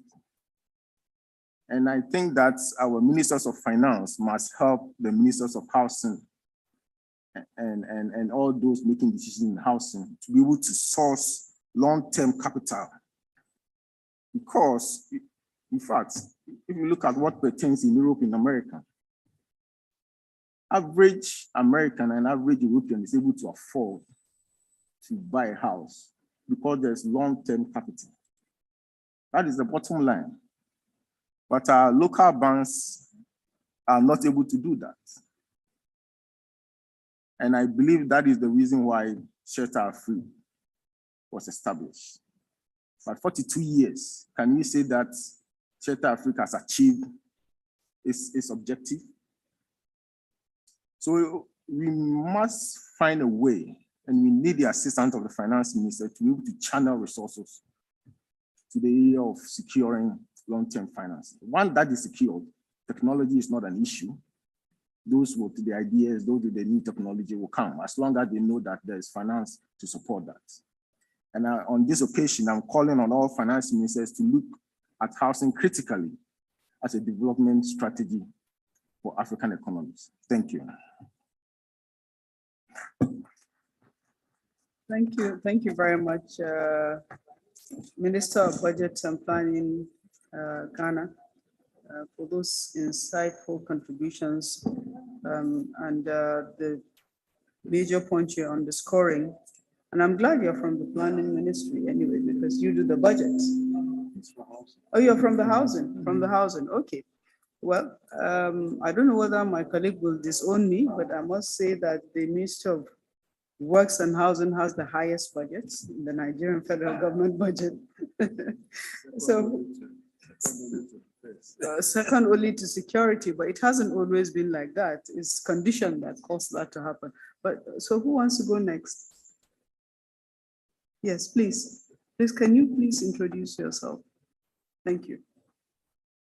Je suis francophone. Je me nomme Marc Drago. Je suis le secrétaire général du ministère en charge du logement du Burkina Faso. Merci pour la parole. Je suivais avec intérêt la présentation du DG sur la nouvelle vision de Shelter AFRIQUE. C'est suffisamment clair. Je voudrais lui dire toutes mes félicitations pour cette approche. Également, j'ai suivi avec intérêt également les interventions préliminaires qui ont mis en exergue, entre autres, la question des données dans la politique du logement. Et je voudrais apporter des contributions. D'abord, sur la question du financement du logement et plus globalement la question du financement des investissements. Je ne sais pas, j'arrive à me faire comprendre. At the beginning, we were not hearing you, so we didn't hear your introduction. You're from Burkina Faso, right? Burkina Faso. Okay. We didn't get you at the beginning, but now you're clear. OK. Je peux continuer? Let's continue. D'accord, merci. Donc, je disais que je voulais apporter des contributions aux échanges, notamment sur la question du financement, où je pense que nous avons intérêt à prospecter les financements alternatifs. Et je voudrais de ce pas partager une expérience en cours au Burkina Faso. Le gouvernement s'est engagé dans un programme de traitement de l'habitat informel. C'est un programme de plus de 4 milliards de dollars. Un programme de plus de 4 milliards de dollars, soit plus de 2000 milliards de francs CFA. Et tenez-vous bien, nous avons engagé un mécanisme innovant de financement qui, malgré le montant suffisamment élevé, ne fait pas appel a priori à un partenaire financier. Et en quoi consiste le programme? C'est procéder à la restructuration, l'aménagement des zones d'habitat informel et utilisant un mécanisme de financement faisant appel à la fois à la contribution des bénéficiaires, mais aussi l'exploitation de la plus-value foncière. Chez nous, au Burkina, les aménagements ont souvent été suivis par un processus de gestion des produits fonciers qui profitait beaucoup plus à des individus. Et nous avons voulu capter cette plus-value foncière en procédant à la mise à disposition des partenaires privés, qu'ils soient individuels, qu'ils soient une institution financière, qu'ils soient promoteurs immobiliers, en mettant à leur disposition les produits fonciers dégagés à des coûts suffisamment étudiés, de sorte que ce soit assez attrayant. Donc, c'est sur la base d'un mécanisme pareil que nous avons l'intention de mobiliser plus de 4 milliards de dollars pour procéder au traitement, aux mises à niveau de l'habitat informel. C'est un projet qui s'étale sur 5 ans minimum, qui devrait permettre de faire un aménagement de haut standing avec bitumage, construction des équipements sociaux collectifs et également la construction de logements cédés gratuitement à une catégorie de population jugée indigente. Pourquoi j'évoque cette expérience? Parce que nous pensons que ça peut être une opportunité en termes de financement alternatif ou bien de processus alternatif de collaboration ou de partenariat avec, par exemple, Shelter Afrique. Ce que nous mettons à la disposition du privé, ça nous permet d'avoir un processus à long terme pour un financement progressif. Alors qu'il se trouve que quand on considère la valeur foncière et le prix étudié auquel nous cédons, par exemple, ces logements et ces terrains, à la clé, une institution financière ou un partenaire qui accepterait, par exemple, de s'approprier cette valeur foncière en contrepartie du financement du programme, cette institution dispose potentiellement d'un patrimoine qui peut générer à la clé des ressources avec des intérêts supérieurs au taux du marché, par exemple, plus de 50% de bénéfices. Sur ce même registre, je partage l'expérience de quelqu'un avec qui j'ai voyagé en venant ici. Et ça renvoie à ce que je disais tantôt sur la question des financements alternatifs. C'est quelqu'un qui évolue dans le domaine de la mobilisation des ressources financières et il nous faisait savoir que eux, ils peuvent accompagner les projets d'investissement dans les pays et en contrepartie, en lieu et place de garanties traditionnelles, ils ont la possibilité en contrepartie de prendre des terres agricoles ou bien des sites d'exploitation de minéraux ou des parcelles d'habitation ou des parcelles d'équipement en contrepartie. Donc, cela m'inspire tellement parce que ça s'inscrit un peu dans l'approche que nous avons adoptée pour le financement de l'habitat, de la mise à niveau de l'habitat informel dans notre pays. Également, sur la question des données, effectivement, ce que Monsieur le ministre en charge du logement du Nigeria disait, je me retrouvais dedans parce que nous avons connu un peu la même situation où il fut un temps où dans les discours, les chiffres variaient d'un discours à l'autre en termes de données statistiques, que ce soit sur le logement ou bien le taux d'urbanisation, ainsi de suite.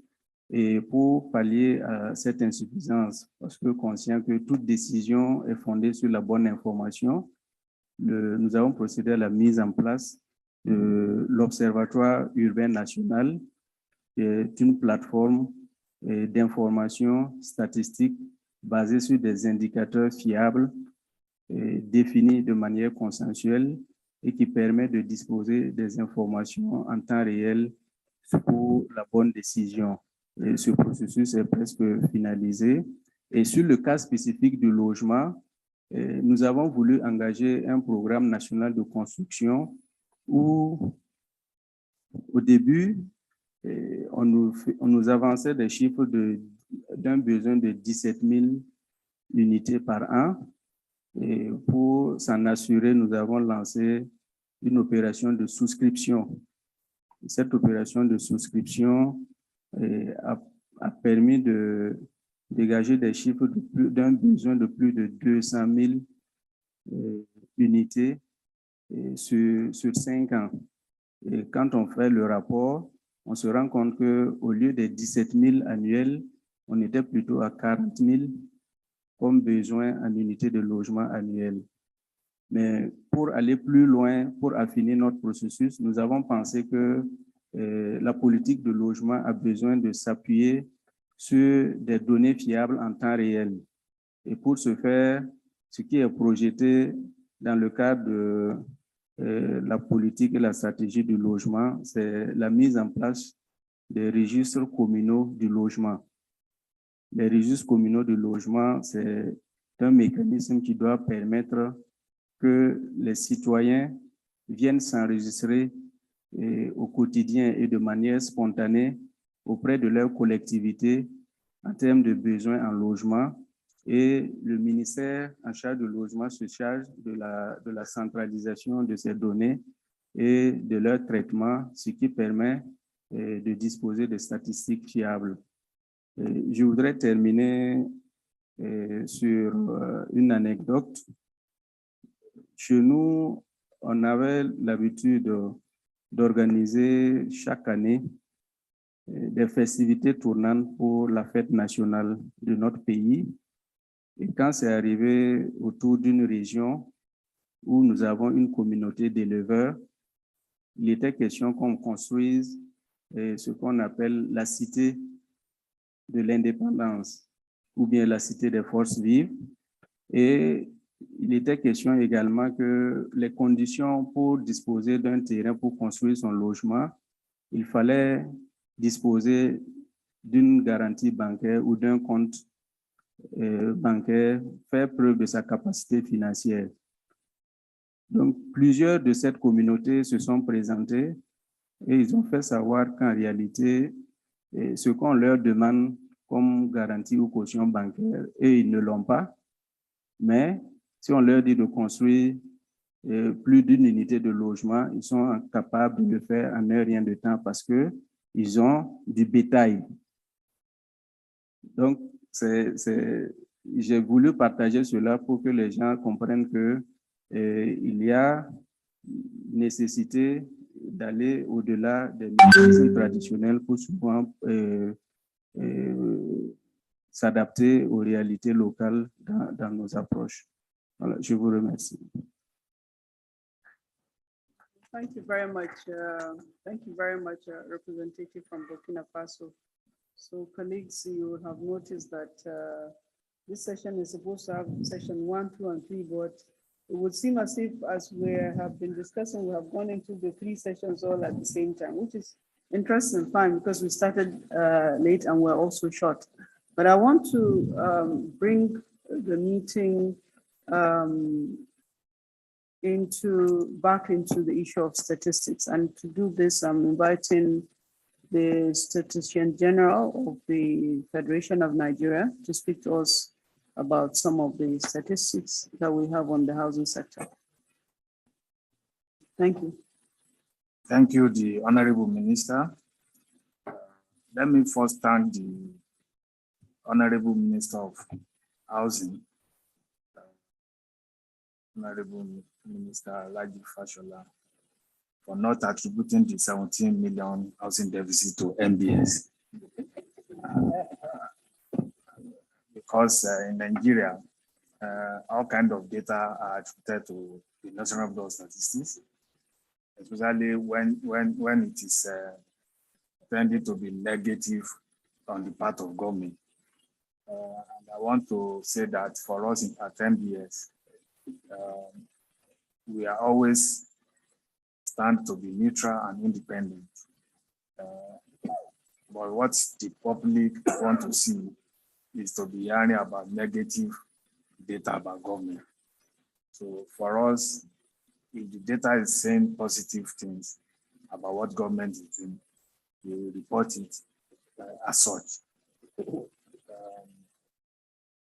I also like to thank the Honorable Minister for effort that he has made to get the accurate housing data for Nigeria.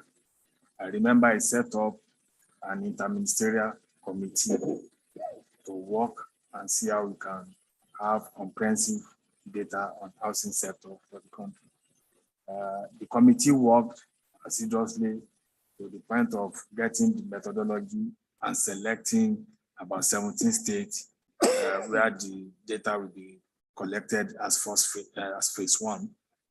But along the line, that survey couldn't take place. I hope after this conference, that committee will revive and the survey will be done.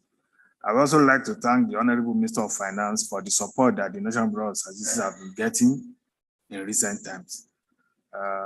It has never been like this before for us at MBS because the funding aspect in particular has been so encouraging for us to have most of our regular data done and disseminated at the right time.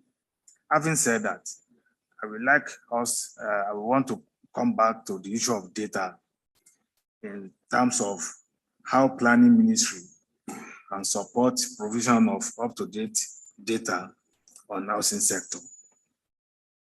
The first is to look at the policy framework, which is the core mandate of the planning ministry. While the planning ministry may oversee and collaborate closely with the National Bureau of Statistics, the primary responsibility of the planning ministry is to come up with adequate and data-based policy framework on housing sector. Planning ministry in collaboration with Ministry of Housing can also not only with Ministry of Housing, but other ministry and department of agencies of government, as well as other stakeholders in housing sector. The planning ministry can help to bring them together, organize them so that we can have synergy to be able to produce housing statistics for the country. It's not something that only Ministry of Planning can do. They have to work together with Ministry of Housing and other stakeholders, including Shelter Afrique and other real estate association and others, to be able to come up with adequate arrangement and planning to have a comprehensive data survey for the country. That is in terms of setting the framework and then organize and arrange or coordinate stakeholders to collect data. What else can the planning ministry do for National Statistical Office? In terms of collecting and analyzing data, to support its policy development and planning responsibility, the planning ministry can support the NSO, the National Statistical Office. In the case of Nigeria, the MBS, other countries has the name they give their own. They can support the NSO to collect data on housing supply, demand, prices, and other relevant indicators, and analyze this on a regular basis to identify trends and changes as they occur in the housing sector. To ensure sustainability and continuous data collection on the housing sector, the Ministry of Economic, the National Planning Office can support the NSO to be able to do this. Also, in establishing partnership by NSO with other stakeholders, Planning Ministry can facilitate the establishment of partnership with other government agencies, research institutions, and private sector organizations to facilitate development of policy, intervention that can rely on sector data. The Ministry of Planning can encourage other agencies to use data for their planning and intervention. This can involve sharing data, collaborating on research projects, investing in technology and software tools that support data collection analysis, as well as facilitating workshops on identified areas related to housing data. They can also help to facilitate data sharing by posting data on housing that is already collected and analyzed, disseminated by the National Statistical Office, posting it on their own website, because a lot of stakeholders also visit website of planning. So they can also get data from there, and they help to popularize it. In terms of investing in capacity building of NSO, the Planning Ministry can also support, as they have been doing, to ensure that there is enough capacity and skill. Even when we are ready to collect the data, we have manpower that can do that adequately for the country. I think I would like to stop here for now. Thank you. Please, a round of applause, please. Thank you so much on speaking to, in fact, session 1 and 2 in terms of how we can get that support. I think tea is served, tea and coffee is served. So, but you can just go outside and get your coffee or tea and then come back inside, so the session can continue. So I think at this point I'll just take response from the MD based on session 1 and 2, based on the discussion so far. Remember, we're still on data and how to support data and collate data and establish smart partnerships. Over to you, MD.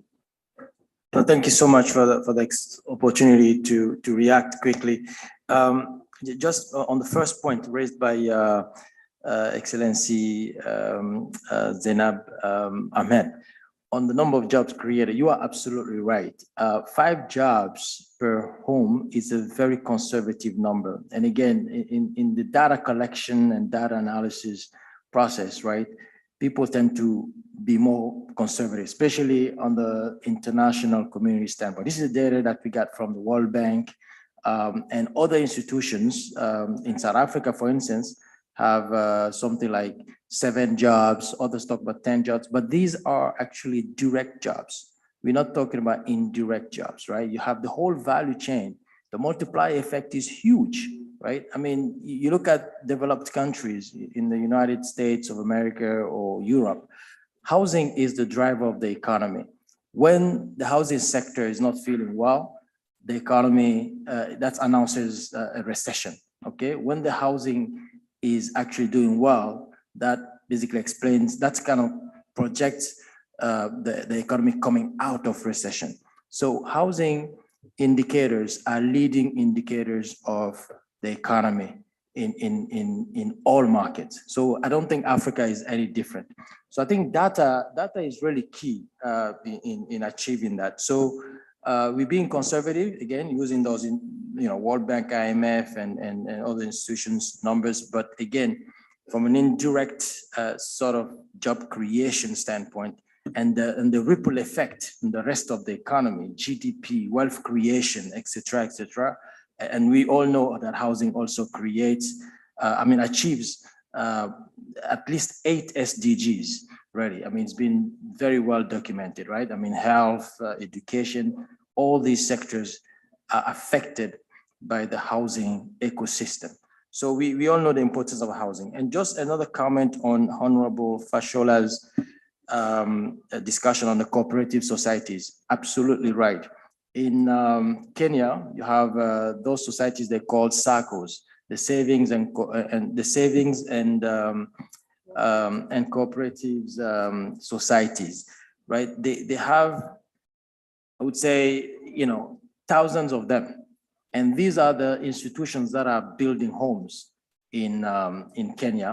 They're the ones addressing affordable housing. It's not the banks, right? It's not those mega banks. So it's those societies. They are financial societies and built on the model of those sort of sector-based societies like agricultural and others. But these are financial societies. We have thousands of them. And these institutions basically have members and they fund the housing needs and the source funding. They have deposit savings for the housing sector, right?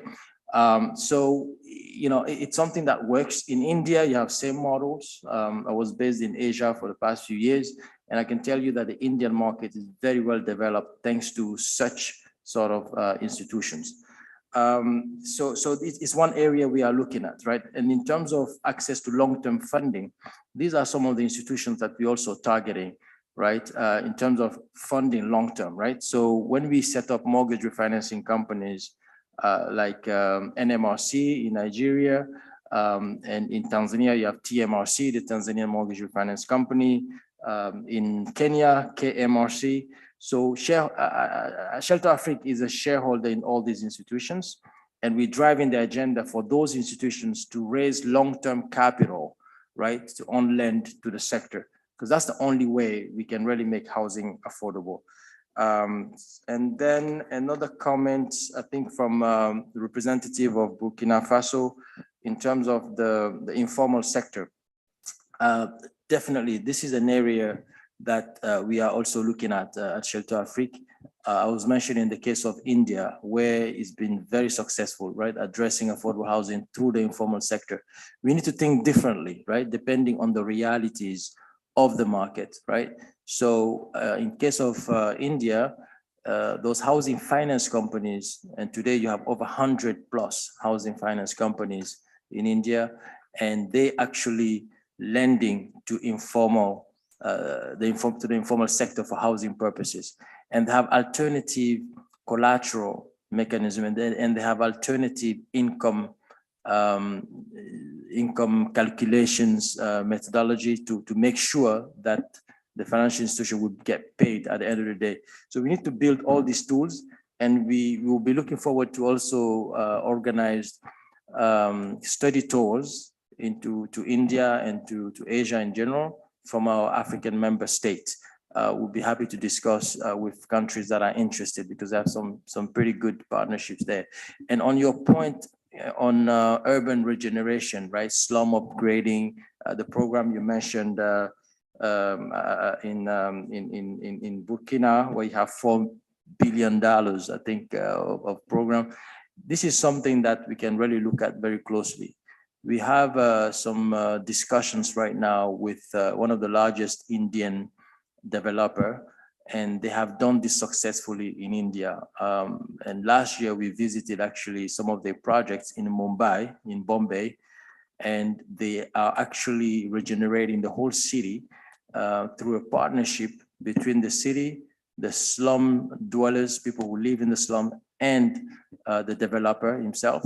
And you talked about land value capture, and that's exactly what they're doing, right? So the city is not spending a penny, and the developer is investing everything on the basis that the value of the land is so high that they can actually capture some of that value and build middle income high end. And on the remaining part of the land, they're actually building for the slum inhabitants, right? The slum dwellers. So you have a sort of a cross subsidy model where everybody wins out of it, right? People who live in the slums, they have a better quality of housing. The city has gotten rid of the slums, and then the developer is actually making a lot of money based on the middle income high end development they're doing. And the most important part is also the job creation in the ecosystem. Because people who live in those slums, now they have a better housing, and they can actually provide services to the richer people who live in those high-end homes, right? They can work for them, they can provide services. So you have a very nice ecosystem that has been created and has created a lot of jobs in the country. And just to finish on the data front, Excellency, if you allow me, Shelter Afrique has a center of excellence who's run by, that is run by your fellow Nigerian colleague of ours, Dr. Gambo. I think Dr. Gambo is on the room. And the center of excellence is actually working on putting in place a data sort of initiative. And we're discussing with the Center for Affordable Housing Finance based in South Africa. They're coordinating AUHF, the African Union for Housing Finance, and Shelter Afrique is a member of this.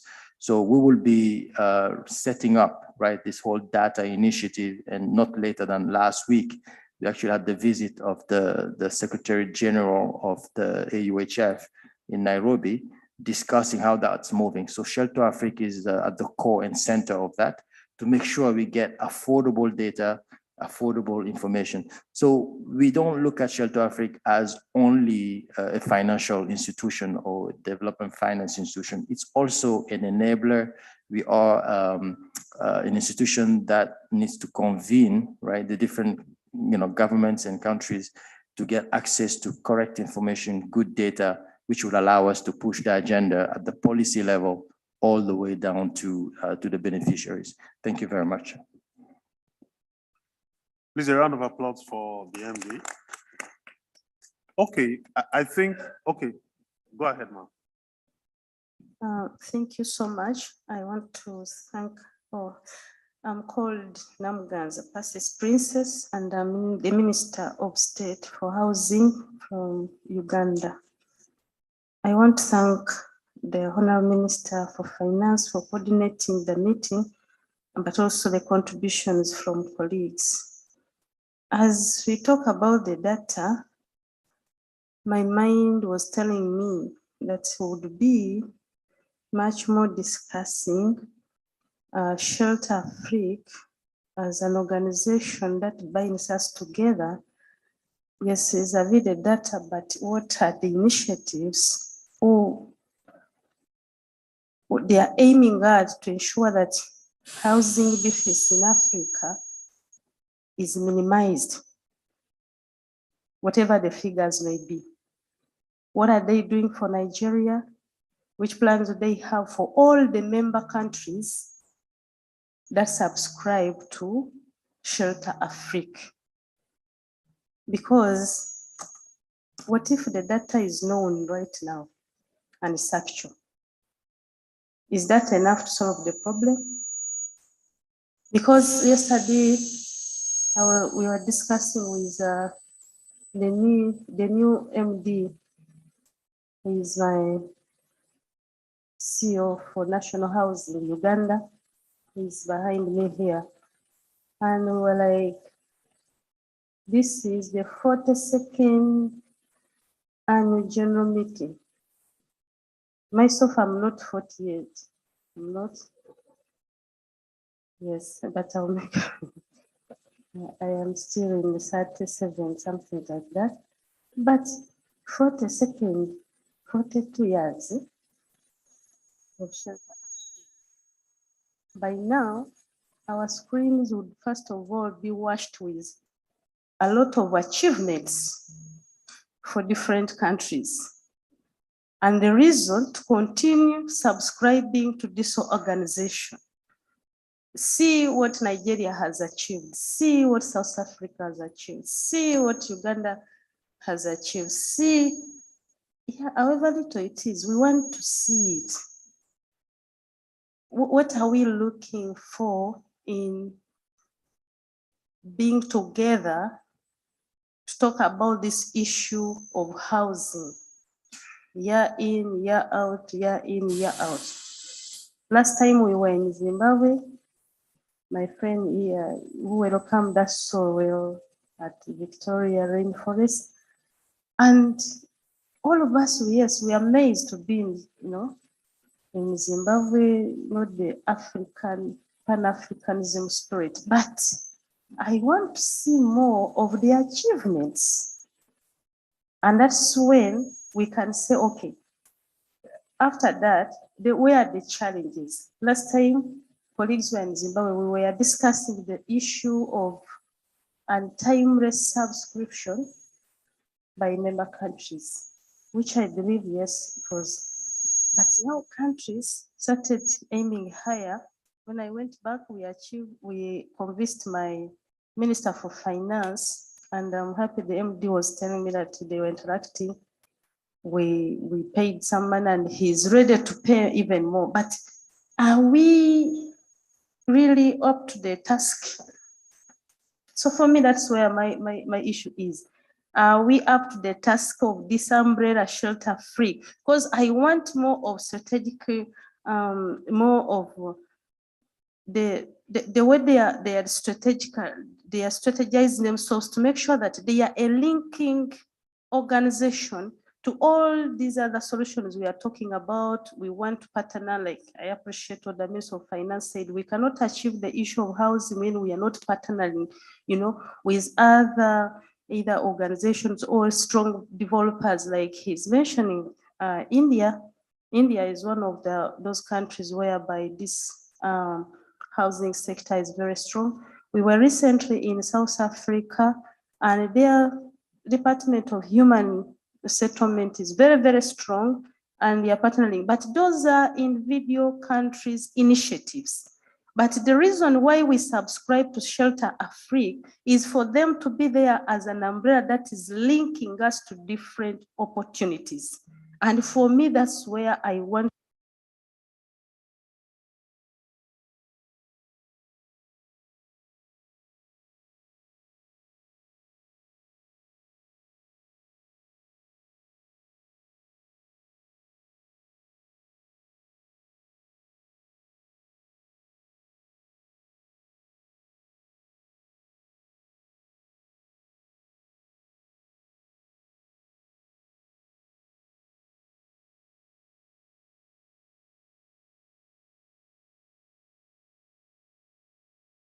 To make sure that I put up affordable housing, because the issue of accommodation is a very, very, very big discussion world over. When we were in South Africa, we were able to learn that at least someone talked about, I think it was the minister when he was opening, about the issue of students' accommodation. It's a very big challenge that when the students struggle to look for school fees, tuition, and they pay, then you find that the accommodation where to stay in the city as they study is a big challenge. So for them, they put up what they call the students' accommodation loan, soft loan. It's almost of no interest. They pay after study, which we didn't have. For us in Uganda, we have the students' loan, but we had not thought of the issue of accommodation, that even when the student is paying, but does not have a place to stay in the city as they study. So you as Shelter Afrique, I want us to discuss how are you helping the member countries to link them to the opportunities available. You put your back and we lean on that to achieve the affordable houses in the whole of Africa, so that we bridge this gap, whatever the data is. Whether how much, for me the data is another thing. Whatever the data is, the issue is strategies. How are we going to strategize so that the member countries, they feel proud to subscribe to Shelter Afrique? Because I want reason is to convince my country as to why we wouldn't struggle on our own, because for us, since we started now subscribing, I cannot show you any initiative in Uganda of Shelter Afrique. 42 years now since I was born, before I was born, So that's where really my issue is. Thank you so much. That's an excellent intervention. And our sister from Uganda has succeeded in sharing us back to the raison d'etre of having Shelter Afrique as an organization that we've all been investing in. I wish I can say I'm older. I'm not as old as 42. I'm more than that. It's like 20 years more than that. But really, that's the point. The purpose of this annual general meetings, indeed, is the symposium, is to find how we can make our organization more efficient and more relevant. And then data is one of the key things that would help us achieve that level of efficiency that will help us within our countries and also within the organization to better plan how to meet the needs of the member countries. So on this note, I want to again remind us that there's coffee out in the foyer. The participants can simply go out, get your coffee and come back in the meeting. And we will now move to the second and to the third and the fourth sessions, which will be anchored by the moderator and will invite members to contribute. Okay, Honorable Minister, before you come on, let me just kind of paint a picture of where we are at now. So thank you very much, Honorable Minister.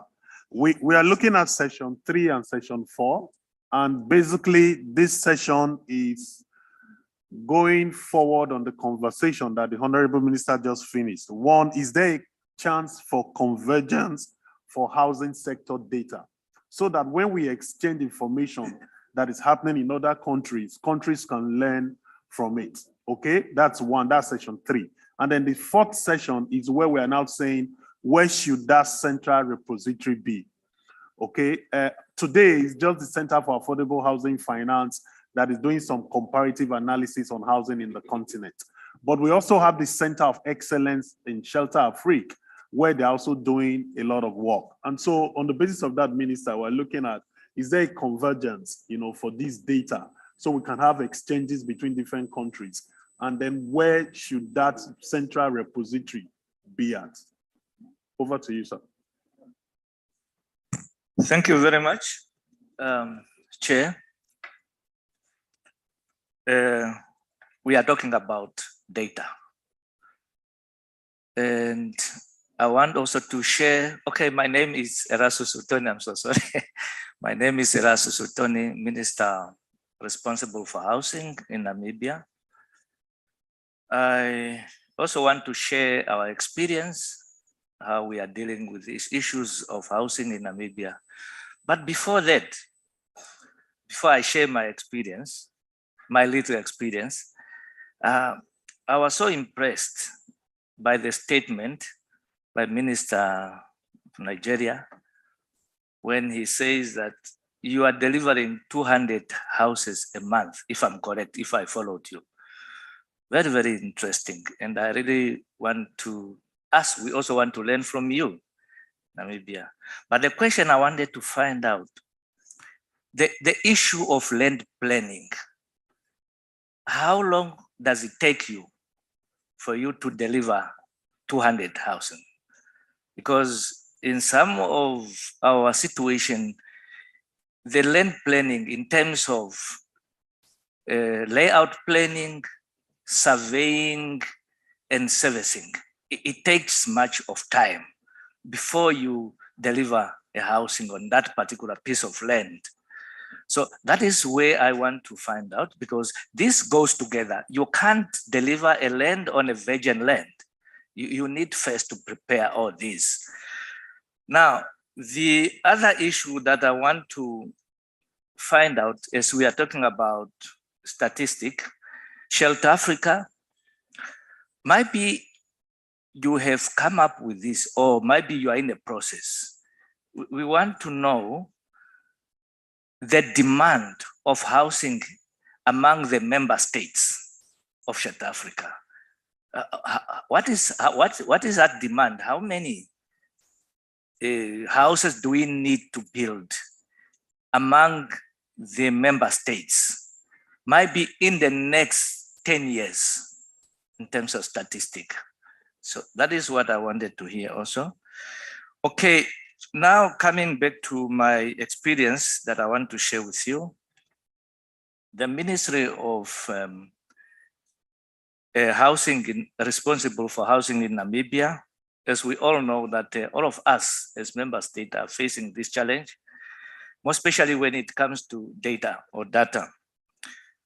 The ministry have partnered or established a partnership with one of the government institutions. That institution is a Namibian statistic agency. We want that institution to come up with a housing information system that will capture and provide reliable time national housing information system to us. So now the Ministry of Housing is now funding that institution to come up with their data. We are saying now, what is that the system that we want to see? First, we want to know the number of housing stock in Namibia. What have we done so far?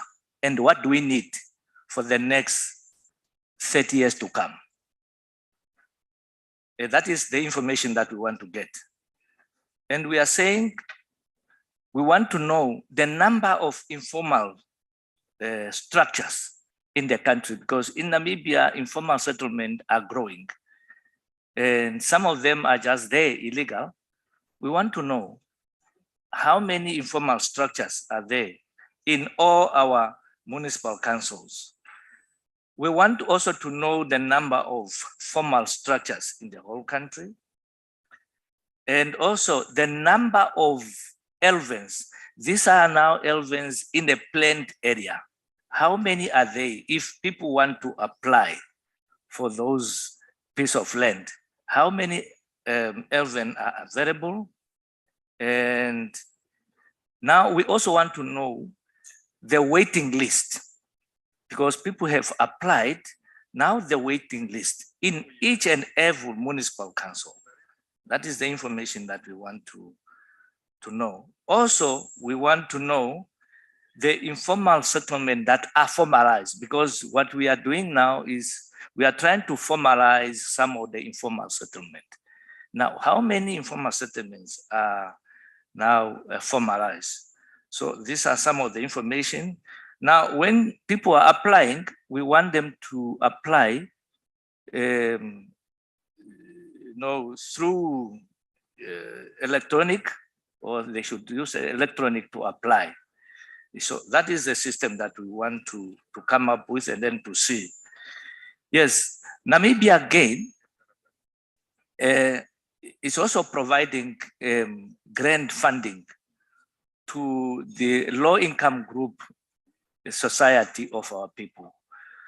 Of course, these groupings, they have to organize themselves, and then they develop or they come up with what they call is a personal loan. Of course, what we are doing, what we are funding, a grant that we are giving is just for the infrastructure development, such as servicing. So that is what government is doing. On the issue of, because somebody was talking about renting here, and many people, many of our young people nowadays, and when we observe it very well, they will not have, or they will never own a house in their lifetime. They will be just renting. When they grow big, it just, when somebody, the landlord said, I don't want, you don't have an ownership. That's a challenge. Now, and now the landlord in Namibia, the way they are charging in terms of lending, the price is so high. So the Minister of Housing in Namibia now have come up with a rent control bill. That is now to control, to help our young people. Otherwise, we'll create poverty for our people if this price is just going up like nothing. And as a result, our people will have a serious problem. So that is the information that I wanted to share with you with regard to the data in Namibia. I thank you, and I so submit.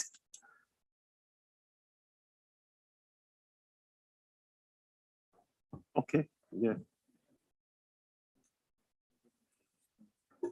Okay, bon, merci beaucoup. I will speak French, hein, en français. Bon, voilà, donc Julio Siré, Chief of Staff of Congolese Ministry of Housing, Congo Brazza. Voilà, donc je vais intervenir sur deux points précis. D'abord, je commencerai par appuyer le propos du directeur général qui a déclaré que l'immobilier était créateur d'emplois. Il est estimé à 5 emplois par logement construit. Et nous, au Congo, nous pensons que c'est plus de 5 emplois par logement construit. C'est pour cette raison que dans le plan national de développement du Congo-Brazza de 2022-2026, nous avons intégré la promotion immobilière comme un des 6 piliers ayant pour objectif de contribuer à la diversification de l'économie. Donc, nous sommes convaincus qu'à travers l'immobilier, nous pouvons sortir de ce que nous appelons le tout pétrole. Nous pouvons diversifier l'économie et en créant de nouveaux emplois et en créant de nouveaux secteurs, on la redynamisant à travers la promotion immobilière. Nous estimons que du lotissement, l'aménagement, jusqu'à la gestion locative, en passant par l'architecture, la construction, il est possible d'avoir des milliers d'emplois. C'est pour cette raison que nous avons mis un accent dessus. Et d'ailleurs, c'est pour cette raison que nous avons entrepris de réduire nos arriérés, les contributions au capital de Charter Afrique. Parce que nous estimons que Charter Afrique peut être un des partenaires importants et qui nous accompagnera dans cette mission difficile. Et la deuxième préoccupation, c'est celle, bien entendu, des données. Bien entendu, pour parvenir à une telle mission, de construire des logements qui répondent réellement à la crise du logement, il faut avoir des données. Et sans données fiables, il est difficile de mener une véritable politique publique du logement. Mais il se trouve que dans nos différents pays, il y a ce problème de statistiques. À titre d'exemple, au Congo-Brazza, les dernières statistiques issues du recensement général de la population et de l'habitat datent de 2007. C'est maintenant que nous avons entamé le prochain recensement pour avoir ces différentes données. Mais puisque nous avions l'ambition de faire de la promotion immobilière un des vecteurs de croissance économique, de diversification de l'économie, nous avons, avec l'appui de la Banque mondiale, entrepris une étude statistique précise, spécifique, pour savoir l'état des besoins en termes de logement dans nos capitales. Il en ressort que nous avons un besoin de 15 000 unités de logement par an. Au moins, durant 5 ans, il nous faudra construire au moins 15 000 unités de logement par an. Ce sont les statistiques de la Banque mondiale, mais qui seront vérifiées par le prochain recensement, le recensement en cours. Et c'est là où j'ai quelques préoccupations, parce que de tout ce que j'ai entendu, il s'avère que la majorité des pays ont ces problèmes de données, problèmes de statistiques. Et je viens aussi d'entendre qu'au niveau de Shelter Afrique, il y a le centre d'excellence.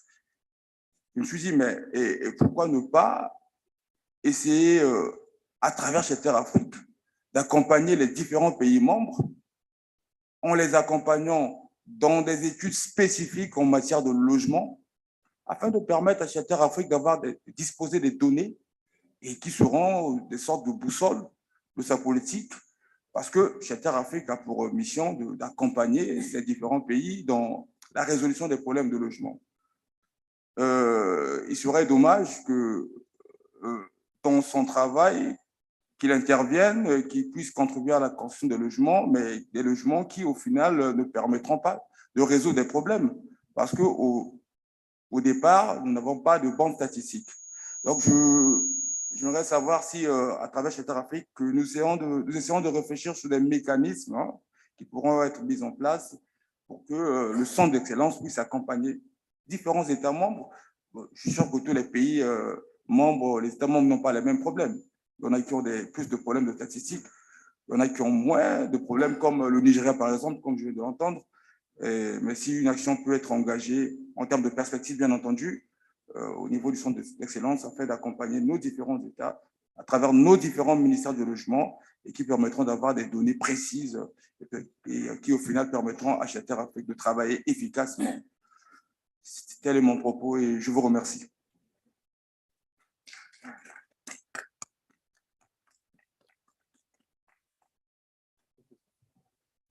somebody? Okay. Okay, go ahead, sir.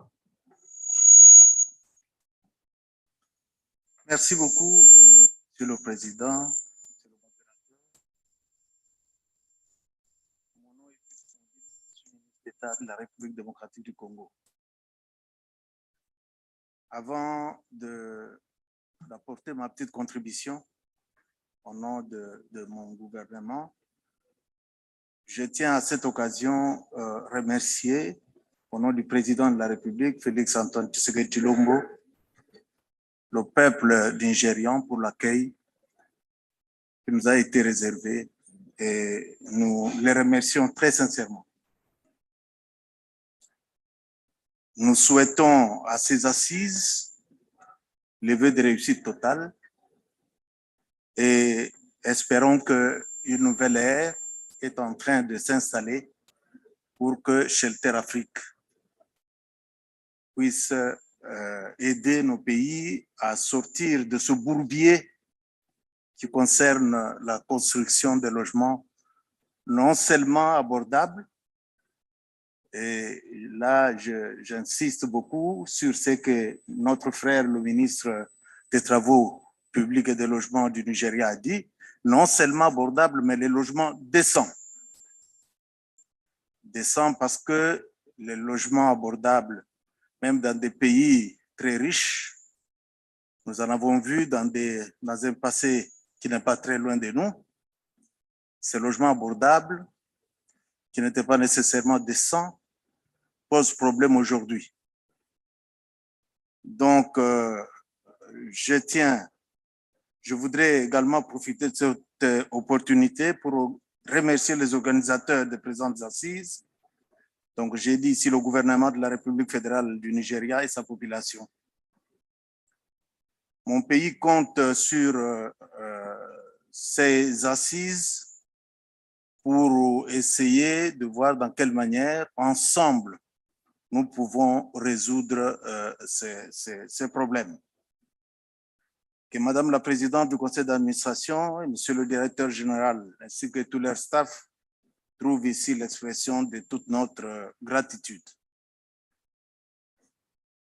Après avoir entendu mes frères ministres et l'intervention du Directeur général sur la nouvelle vision de cette institution, je dirais que lui-même m'a enlevé un peu de beefsteak de ma bouche. Et je suis convaincu que le problème des logements se pose de la même manière partout en Afrique, les logements abordables. Dans beaucoup de pays, autrefois on appelait logements sociaux. Ce mot pèse lourd maintenant, il est devenu pratiquement péjoratif et nos populations ne veulent plus l'entendre. Donc, raison pour laquelle j'insiste sur les logements abordables et décents. Je peux affirmer sans me contredire qu'en vous entendant parler, Shelter Afrique est à la croisée des chemins et suscite dans son fonctionnement plusieurs questionnements après 42 ans de vie. Je ne pense pas que Shelter Afrique est en train de vieillir. 42 ans de vie, c'est beaucoup. Et je pense plutôt, en écoutant le directeur général, que Shelter Afrique est en train d'innover. Donc, je peux me rassurer à cet instant que les pères fondateurs de Shelter Afrique,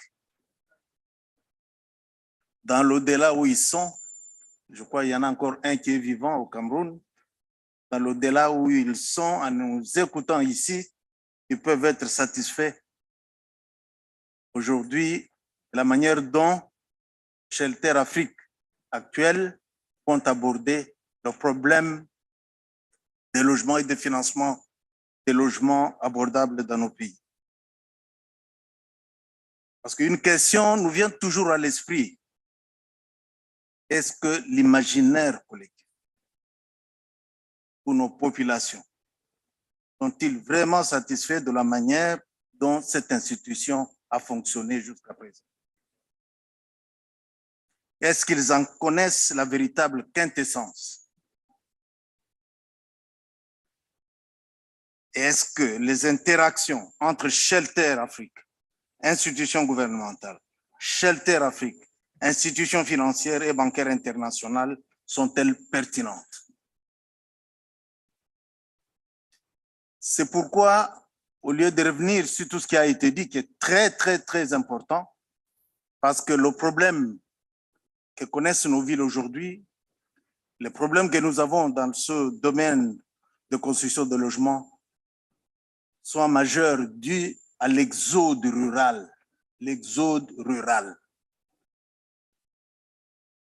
Un petit exemple pour mon pays. Lorsque nous sortons de l'indépendance, nous avons une ville de Kinshasa, la capitale, qui ne peut abriter que 450 000 habitants. 450 000 habitants. Cette ville aujourd'hui frôle les 20 millions d'habitants. 20 millions d'habitants. C'est pourquoi la République démocratique du Congo pense que pour avoir un soutien fort, pragmatique, réel, il faut que nous puissions penser cette institution pour en faire une véritable banque de développement en la dotant de tous les moyens juridiques, administratifs et techniques. Pour que nous ayons une véritable banque de développement dans le domaine, dans le secteur des logements abordables. Une banque qui peut en temps réel, en n'essayant pas d'hypothéquer son avenir, à apporter les prêts hypothécaires, les financements hypothécaires dans des pays, à des pays qui en ont besoin. C'est pour ça que nos attentes, nous, en République démocratique du Congo, se déclinent de la manière suivante. J'insiste pour féliciter ici, j'ai dit, je félicite toutes les interventions. J'ai suivi la ministre des Finances sur les statistiques, j'ai suivi le ministre des Travaux publics, j'ai suivi le ministre zimbabwéen. Je ne vais pas revenir là-dessus, j'insiste, les préoccupations sont les mêmes. En termes de statistiques d'ailleurs, je peux rappeler ici que nous, quand on arrive au gouvernement, je me suis retrouvé devant deux sortes de statistiques. Les statistiques de mon ministère, de ma direction d'inspection, qui me disaient que c'est 6 millions de déficit de logement. Les statistiques du Fonds national, du Fonds FNUAP, un organisme des Nations Unies, avec l'Institut national des statistiques, le Fonds national de la population, avec l'Institut national des statistiques, qui disait non, le déficit était de 11 millions d'habitants, de 11 millions de logements. Que ce soit 6 millions, que ce soit 11 millions, mais il faut construire les logements abordables. Même si c'était 100 millions, les logements, il faut les construire. Ce n'est pas là le problème. Mais à l'époque, lorsque ces statistiques ont été faites, avec la coopération française, le gouvernement congolais avait commencé à réfléchir à partir des grandes villes, Kinshasa, où ils avaient fait des études pour monter une sorte de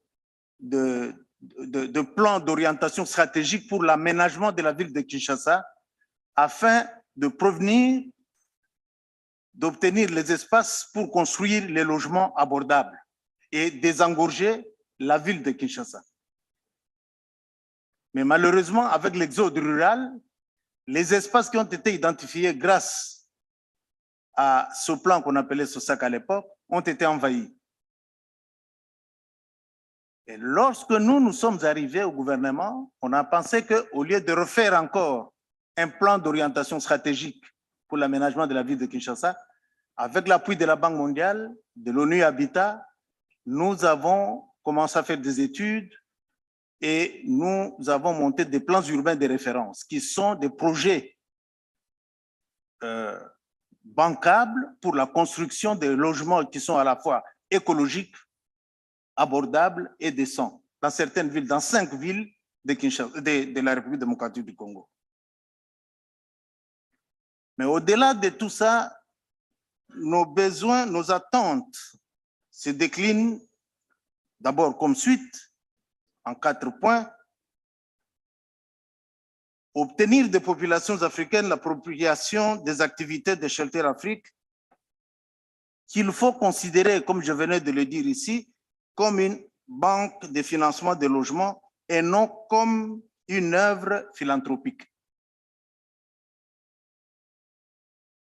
Parce qu'à un moment donné, nos populations se posent la question, Shelter Afrique sert à quoi? Et même moi-même, lorsque je me battais au gouvernement après les assises de Yaoundé pour apurer nos arriérés, le gouvernement était un peu dubitatif. Bon, on va payer, c'est beaucoup d'argent, nous sommes des pays pauvres, c'est beaucoup d'argent.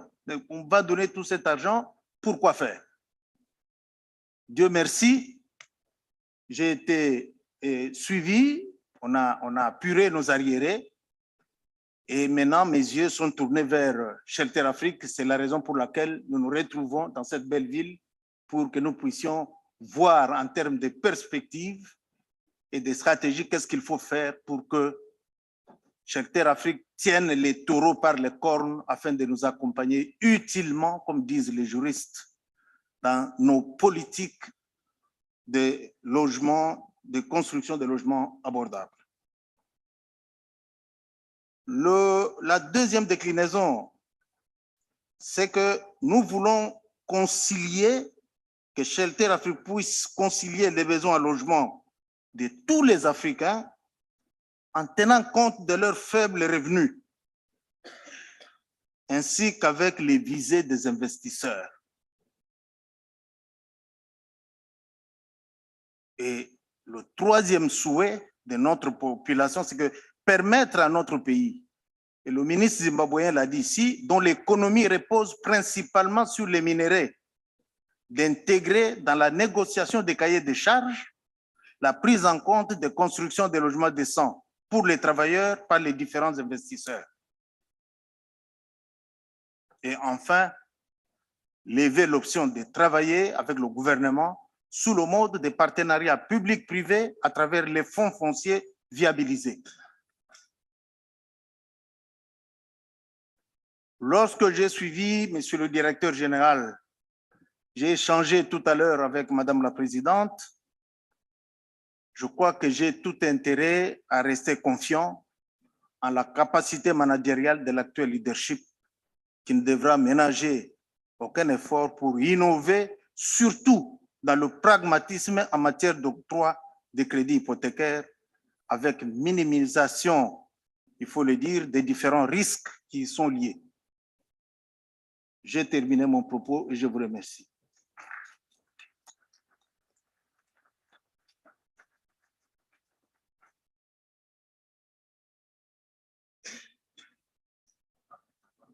Go ahead, Ma.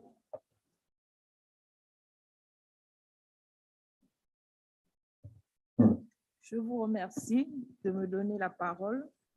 Je représente Monsieur le ministre de l'Habitat et de l'Urbanisme du Gabon. J'ai l'honneur de prendre la parole ici pour partager avec vous l'expérience de notre pays sur le problème des données fiables, le problème de financement de logements et le phénomène des logements vides dans nos villes, c'est-à-dire à l'intérieur du pays. Tout d'abord, je constate que l'absence de données fiables n'est pas propre au Gabon, que c'est une expérience partagée à travers le continent. Dans mon pays, nous sommes longtemps restés sur une estimation d'une demande de 200 000 logements donnés, obtenus par l'ONU Habitat. La stabilité de ce chiffre d'une année à une autre montrait bien qu'il n'était pas en phase avec la réalité. À l'occasion du recensement de la population de 2013 au Gabon, le gouvernement a décidé d'y adjoindre, c'est-à-dire de grouper une enquête également sur le logement. Il en a résulté que le besoin en logement est soudainement passé à 350 000.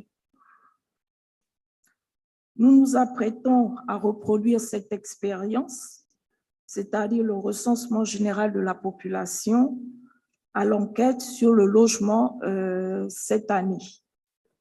S'agissant du financement de l'habitat au Gabon, le pays avait institué en 1973 une taxe de 2% sur la masse salariale du secteur privé pour l'aménagement de terrains devant servir à bâtir des logements abordables. Ce fut un outil de financement efficace jusqu'au début des années 2010, où le Gabon a voulu créer une banque de l'habitat. Aujourd'hui, de nombreux projets de construction de logements sociaux ou abordables sont freinés par manque de financement des voiries et réseaux divers. Nous comptons donc sur Shelter Afrique pour nous aider dans ce sens. Enfin, s'agissant du phénomène de logement vide qui amplifie artificiellement le besoin en logement, récemment, le Gabon, lors de ses assises nationales, a mené une réflexion sur la lutte contre la vie chère, parce que nous nous sommes rendus compte qu'au Gabon, le prix du loyer grevait énormément le panier de la ménagère. Donc, le gouvernement a décidé, donc, à l'issue de ces assises, d'imposer un assouplissement des conditions d'accès à un loyer en réduisant à 1 mois de loyer le montant de la caution locative et en adoptant une déclaration de bail simplifiée pour tous les logements à loyer modéré. Je vous remercie.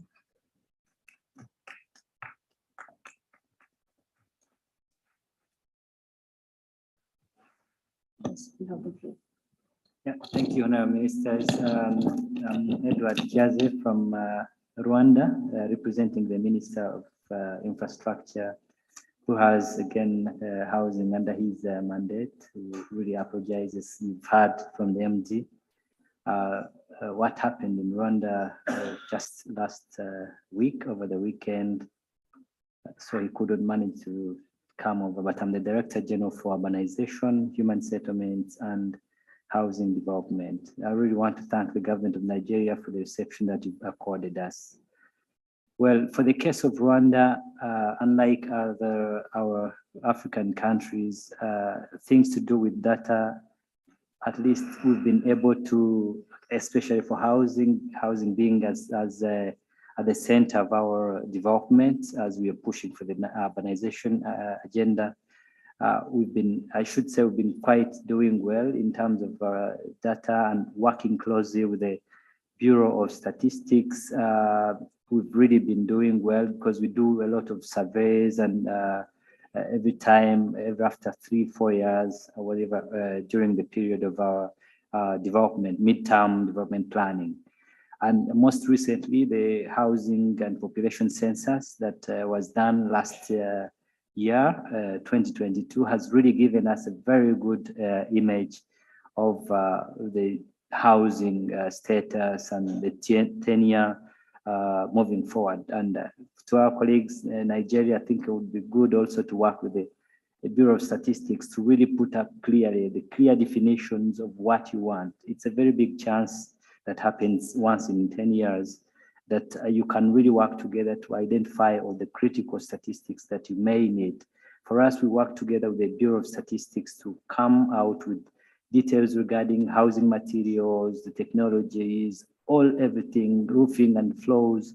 You at least have a picture of what the status of the housing, when they were constructed, and that it can give you an image of the housing that you need as new, the one that you need to be rehabilitated or demolished, or that's a very good element. For us, with that data, we already have it, and it has opened us up. And then we looked at the tenants the tenure in terms of ownership and tenant, we realized that the last 10 years in 2012, the housing ownership has moved from 78% now to 71.6 in terms of ownership, while the rent has now moved from 15% to 22.2% again, meaning the shift, the trend is moving. We did a survey initially to identify reasons previously why people want to own. And we realized indeed for the case of Rwanda, as you know it, most of them, of the Rwandans were more of refugees previously in the previous countries. They couldn't own anything and what. So when they came back to Rwanda after the 1994 genocide, you could realize that everybody wants to own because they didn't have the right to own in the previous years when they were in other countries. But right now, with the trend, the dynamics coming in with urbanization, urban development, and even the globalization, people are moving. They will not be tied to houses when they get other jobs from the other parts of the country. So you realize that it has now moved from house ownership to more of a house, rental. And that's, to us, has changed the whole housing policy. Right now, we're working on the National Housing Strategy, which has very much reliable data with the statistics that we have, now targeting more towards rental housing other than house ownership. And the government subsidies that were really coming in more from on the side of owning a house, looking at the affordability data, because we had to do more granular data that helped us even get to the affordability and bankability. We can now tell how many people earn this much. And again, thanks to the Bureau of Statistics, as well as other institutions that bring in data, especially the pension institutions that help us to tell us, as well as the informal markets.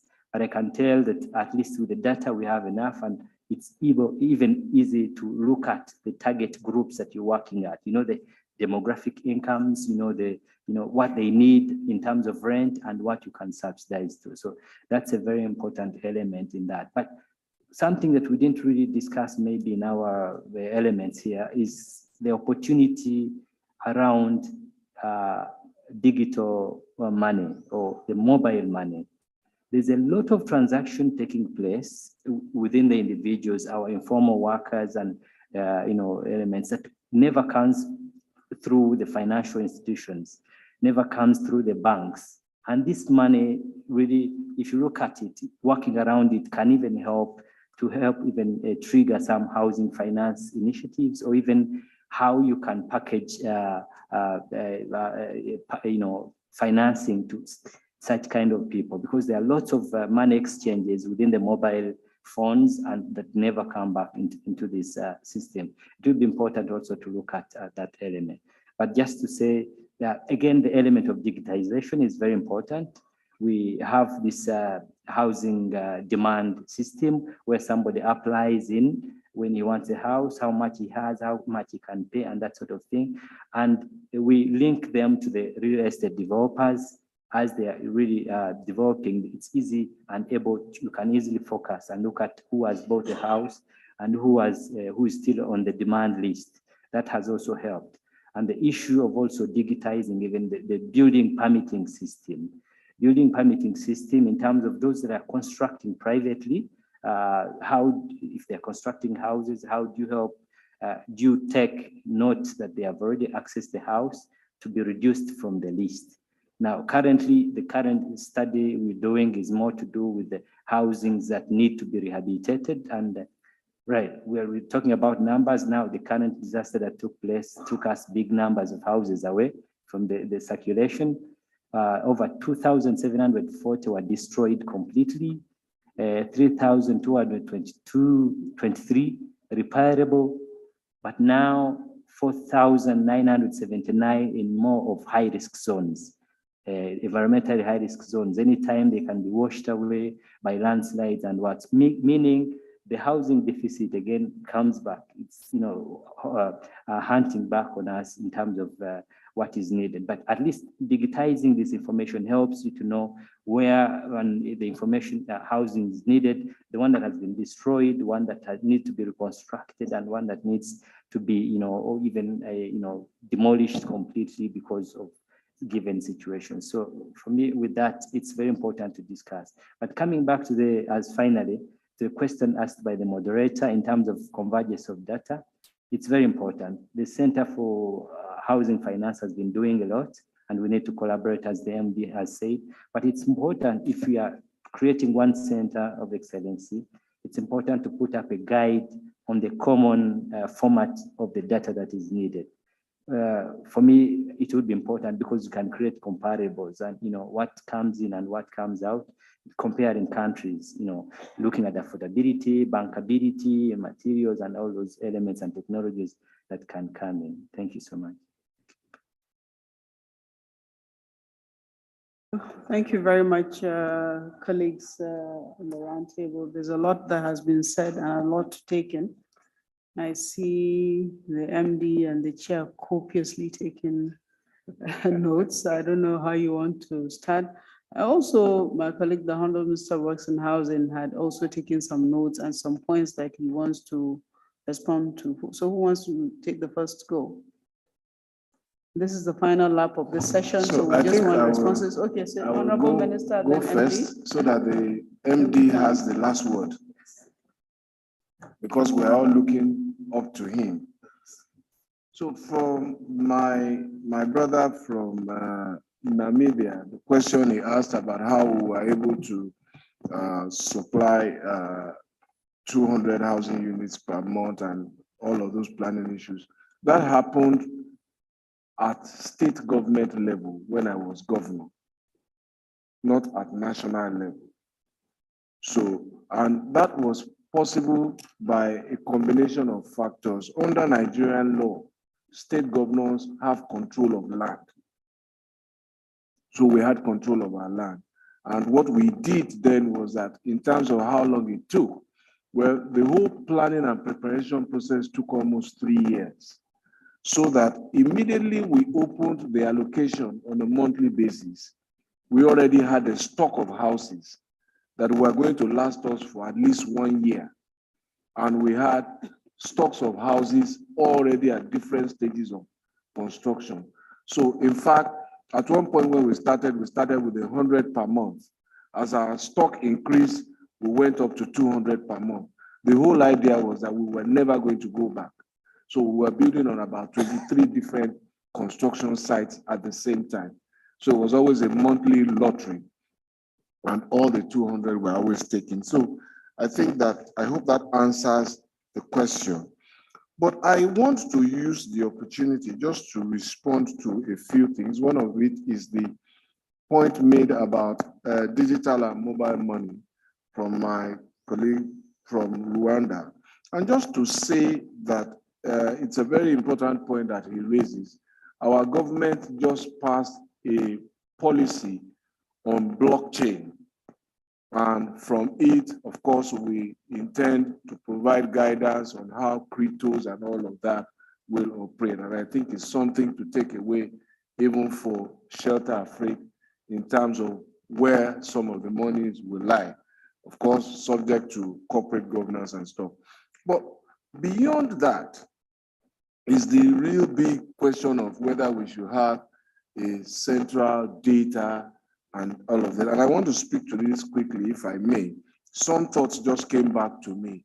I think almost all of us, if not all of us, are signatories now to the African Continental Free Trade Area Agreement. And I believe that let us connect this together. There are connecting dots here. Now, I think it was my colleague from Ghana who said Nigerians are building in Accra. And I think my colleague from Uganda yesterday who was telling me that there are so many Nigerians in Uganda, they are not going to let them come back because they are looking after them very well. But this is the message. The fact that government A is unable to build or does not prioritize housing does not mean that citizens from country B if he knows what the data needs are, what the areas are, and somebody was talking about hostel accommodation needs and all of that. So this is how we move capital also across the entire continent if we have information about where the needs are, where the market demands are. So this speaks so strongly to the need to have a database. And I agree entirely in formatting how the data is collected so that we don't have a misalignment. And it's work that I think Shelter Afrique must take on our collective behalf. And I think that countries who have done recent census now can perhaps share that data, working with the Center for Excellence, scrutinize it, and if necessary, place it there and say this is the source.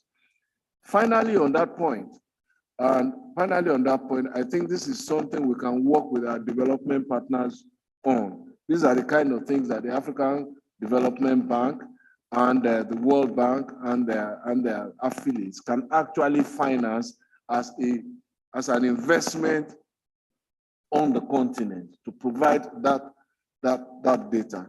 The last point, I think, responds to the question, what is Shelter Afrique doing for member states? I think that I obliquely referred to the point yesterday when I said that it is more likely that the objectives of the founders will be achieved by individual and domestic sovereign effort and the aggregation of those efforts. And for those who are just joining us as ministers, I mean, my sense, and I think that is the correct sense, is to understand that Shelter Afrique is a development bank focused on housing, or a development finance institution focused on housing. So it's just like the African Development Bank on the continent or the World Bank on the global scale. We don't surrender the governance of our countries to those agencies, even as we take help from them. And so there must be a strong domestic push, of course, with complementary finance. And I hope that the MD will speak more to this. So I just thought I should take the opportunity to share my own thoughts on that subject. Thank you, sir. MD, there's a lot that has been said from the Minister of Namibia, who was asking, how do we know the demand for the housing of each of the member states? Of course, that sits very squarely in one of your focus areas. To Congo Brazzaville, that things that Shelter Afrique shall evolve into a development bank for the housing sector.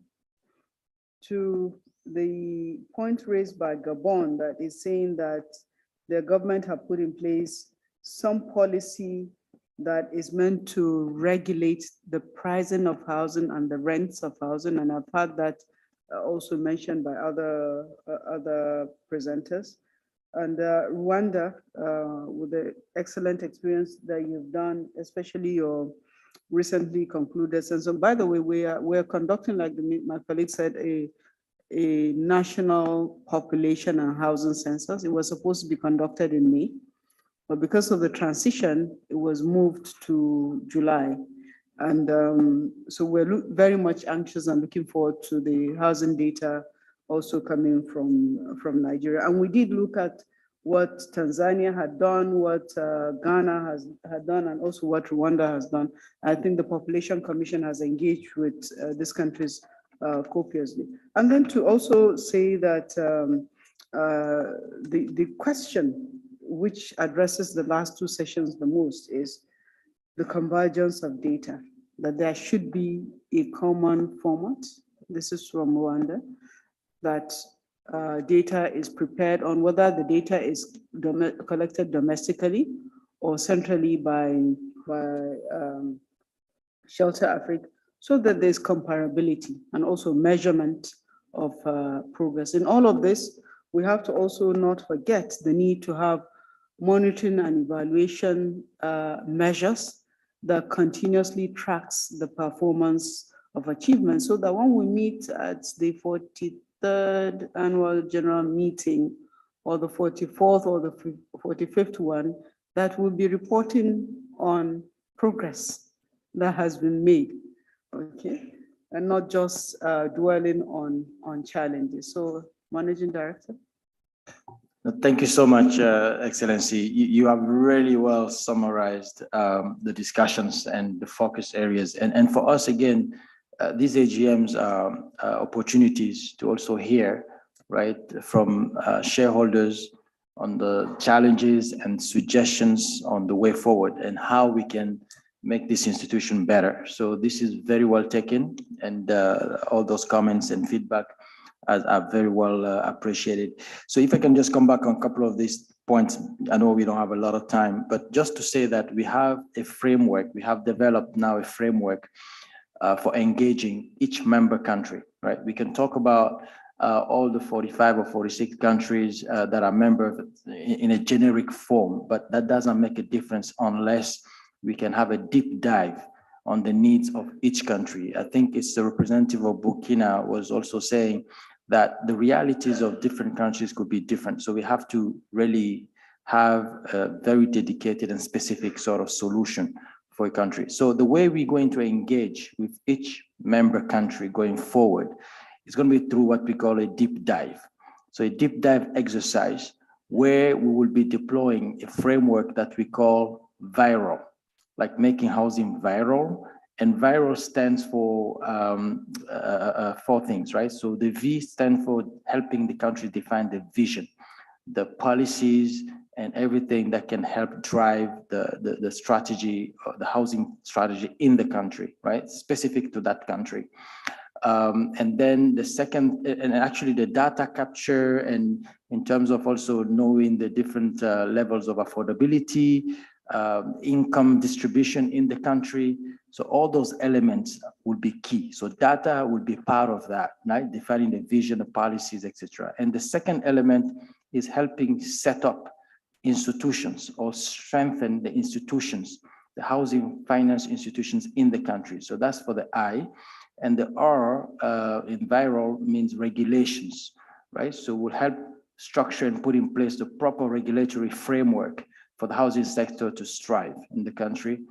And the third element is the actors, right? So we'll be working with the different actors in the value chain of housing, starting from construction materials providers, to the contractors, to landowners, all the way to the financial institutions that we're going to deal with, right? The banks, the cooperatives, etc. So those are the actors. And finally, the L stands for local initiatives. So we'll be really targeting local initiatives within each country, starting from the national housing program in the country. All our countries have a national program, right? With target numbers, depending on the size of the countries. So we'll work along that to help deploy and support the countries in their national programs.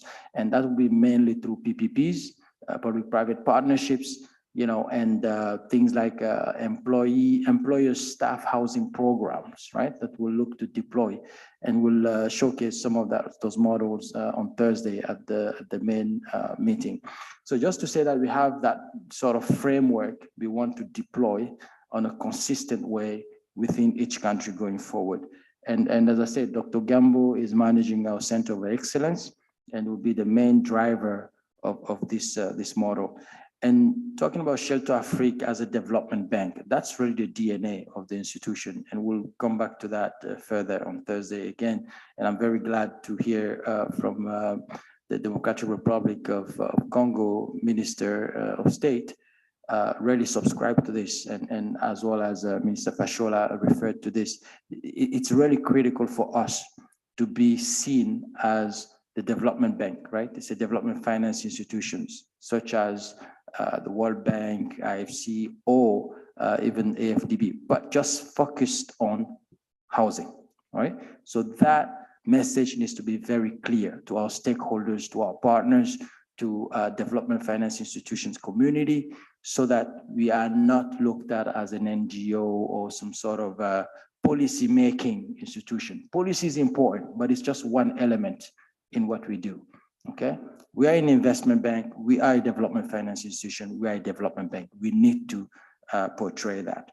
And then in terms of the data, right, I think it's important to really make a difference between the housing needs I mean, housing deficit, first of all, and the housing needs, the wants, because when you do surveys, everybody wants housing, right? Now, it doesn't matter if they already own a housing or a home or not. And then you also have the effective demand, right? Talk about demand, right? You can have huge numbers. Somebody can say in Africa you have, and the number that get thrown around is 52 million housing deficit across the continent, okay? Now, how much of that is actually real demand, okay? Effective demand. And when we're talking about demand, is it just about ownership or is it about rental, right? Because, you know, the demand can be that, yes, I mean, people are living in different homes. They're not living in the streets. I mean, most of the people, right? So the question is, how do you qualify that demand?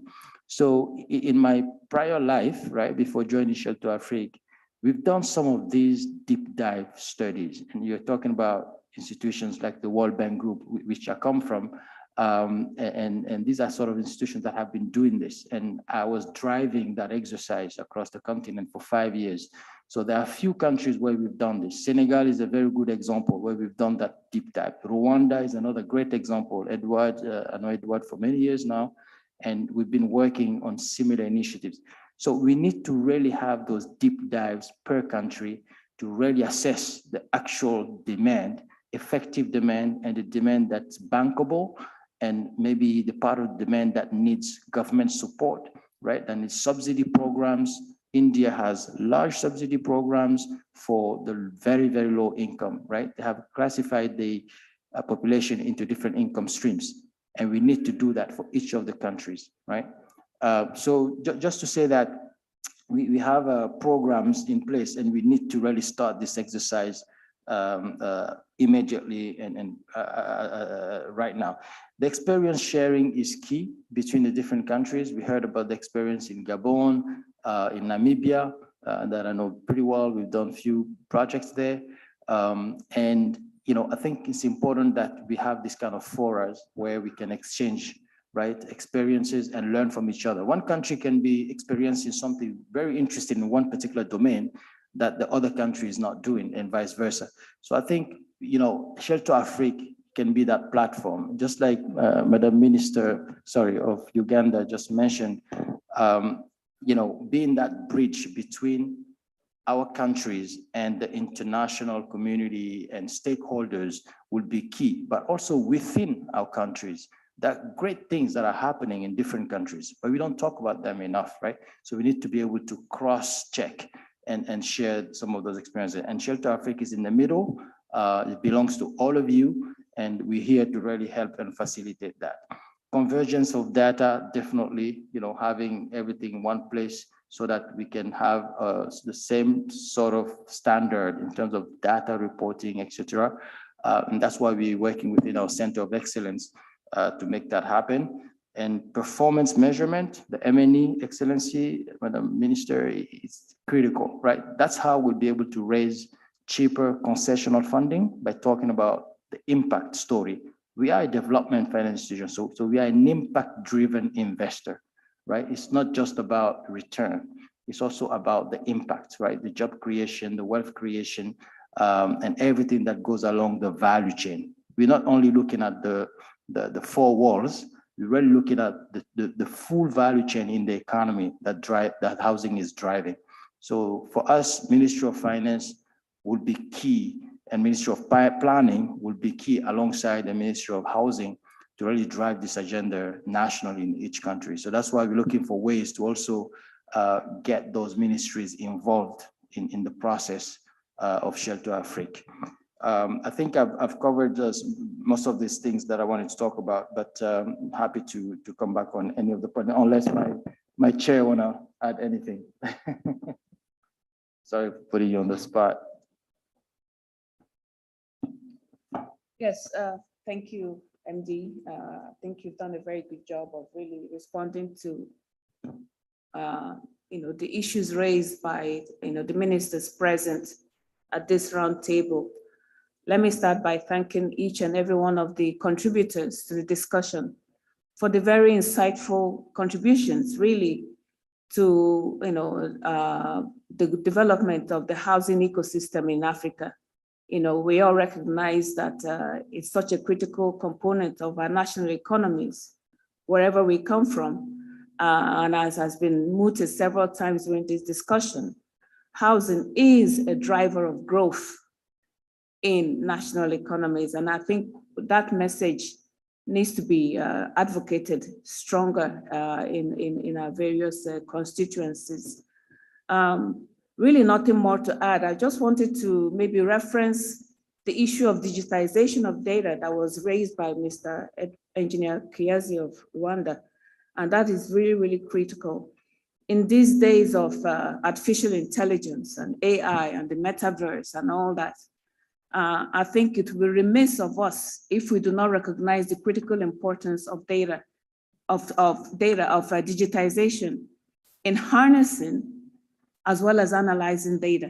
It is so, so, so critical. I mean, the moderator, Ms. Dr. Ibinoba, I mean, his forte is in this whole area of property technology. And that's what he's known for. I mean, he started it, he started that initiative in Nigeria. Data is now the fulcrum, is the foundation for everything that we do now. And then digitizing data is probably the most efficient and cost-effective way of doing it. With respect to, just wanted to reference a work. I don't know, maybe you brought it up and I wasn't aware of it. When I was with the Nigeria Mortgage Refinance Company, one of the things we did was the creation of a housing information system. I don't know if anybody from NMRC, the MD was here yesterday, but I don't know if he's around. And this was working with, MBS, yes. The Ministry of Finance, the Ministry of Housing, CBN, to create a housing market ecosystem where all the various players, operators, actors, the viral that you mentioned, come in, and operate and sort of facilitate access to not only financing, but also to housing. The entire housing value chain is represented in that housing finance ecosystem. It was hosted by NMRC, but actually developed in collaboration with MDS, the partners that I mentioned, I'm sure it's probably the way to go, because that was the source of, that was a very good avenue for sourcing data. And I believe MBS actually went as far as conducting, pilot household surveys, to assess mortgage uptake in 7 states. Correct me if I'm wrong. And that was the first time that was done in Nigeria, and very, very effective. So I'm just saying, rather than reinventing the wheel, there's already a system in place, and also testament to the leadership Nigeria, can play in place that we can harness, and deploy, and see how we can also benefit, harnessing data across, the member countries of Shelter Africa across the continent. I also like what Mr. Fashola said about, connecting with the African Free Trade Continental area. It's really, really critical.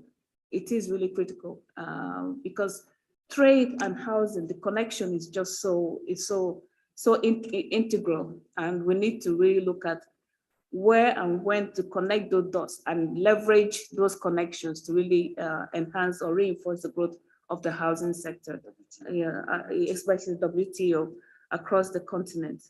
These are the few comments I would like to make for now. Again, thank you all for the wonderful contributions. I would just like to reinforce what the MD also said, the deep dive. I've always been an advocate. I also have background with the World Bank, and that was actually where I cut my teeth at the World Bank. The deep dive for each country is the starting point for any intervention you can embark upon successfully. Without that deep dive, whatever intervention you embark upon in these countries will be really, flying in the dark. Yeah. So, we as Shelter Africa, we decided this is now the way to go. Start with the deep dive first, and then from there, determine what best fits, customization, let me put it that way. What best fits the needs for each particular economy, and then move forward from there. And of course, as Honorable Minister Finance said, monitoring and evaluation, performance management, critical aspects of this, so properly harnessing the entire gamut of project management from conception all the way down to in monitor and evaluation, assessment of performance, indicators of performance, and then moving forward from there, an impact. Thank you. Honorable Minister, if you don't mind, sorry, just one last thought here, because Minister Excellency from Uganda was very specific in the case of Uganda, and we're happy to go into more details because this is about impact reporting, right? What are we doing for each country? Just specifically in Uganda, for instance, we've invested so far $17 million, right, in specific projects with the National Housing Corporation, which CEO is right behind me here, and other private entities, private developers and financial institutions. So that's one thing also to be really clear about.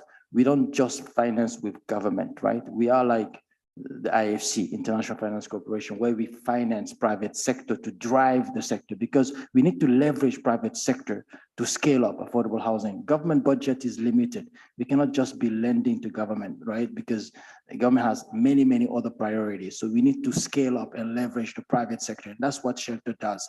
So in many countries, you might not necessarily see specifically what Shelter is doing, because Shelter is not financing the government or the government agency. They're financing the private developers, financial institutions, but this is to help resolve the large housing deficit and crisis in our countries. We need to harness private sector, but we're trying to do more and more also with public entities within the countries. But for that, we need to raise more funding, more like cheaper funding, concessional funding. And that's why, having the arrears of $280 million in capital, having that money would take us a long way, right, to achieve the goals for each of the governments. So I just want to put that on the table, but we're happy to do it country by country and show that Shelter is having impact in each of these countries. But if you just want to scale that up and do more of it, thank you.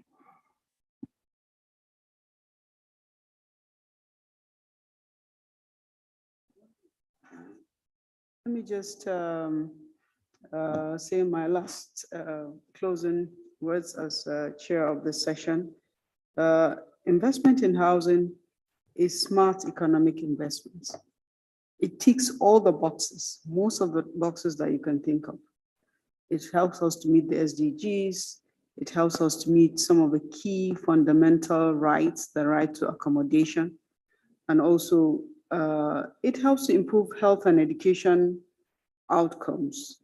It helps us in promoting micro, small, medium enterprises, creating jobs, both skilled and unskilled. It helps us to harness more taxes from participants in the industry. It contributes to our GDP growth, and also it helps to promote the finance industry, the capital market.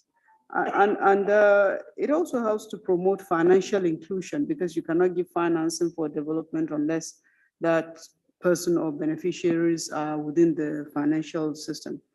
The Nigeria Housing Census will help Nigeria to get a grip on the actual housing number deficit. And the FCFTA provides an opportunity for all of us to be able to do more, and not only for all of us as countries, but also for Shelter Afrique as a DFI, to be able to expand your footprint and do more for our countries. So on this note, I want to thank you for giving me an opportunity to be in this session and to chair it, and hand over to Ronald. Please, a round of applause for this. Thank you so much. Thank you so much. I think it's been a great session. There's just there's nothing more to really say. I just want to ask Zachary, are you ready? Just the highlights of the recommendations, not the deep dive now, so that we don't stay too long. All right. All right, thank you very much, honorable members. I wish to stand on existing protocols and give a summary of the highlights that have come out of these very, very insightful discussions.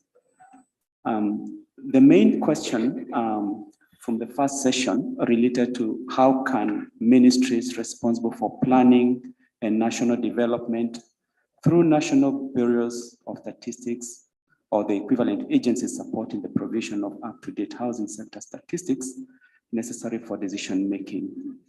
Honorable members have weighed in on this matter. Of course, this came after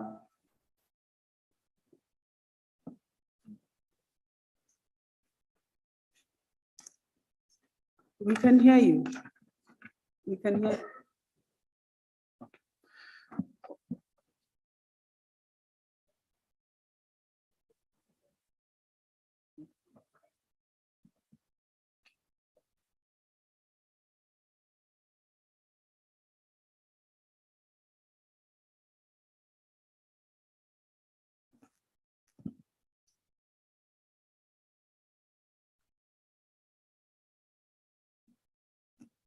My apologies for that. Am I audible now?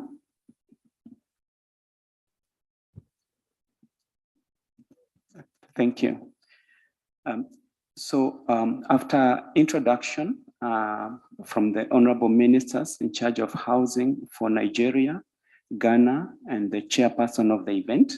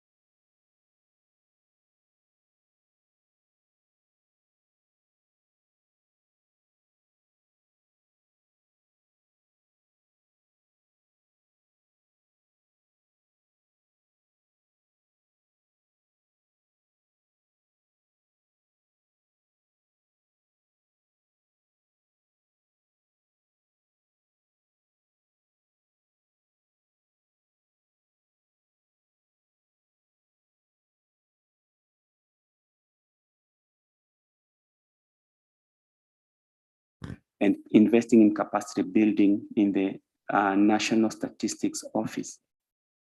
The second and third question was how can Shelter AFRIQUE ministries of planning and national development, bureaus of statistics, research agencies, and policy think tanks, as well as other housing sector participants collaborate and establish smart partnerships in providing policy relevant statistics necessary for decision making.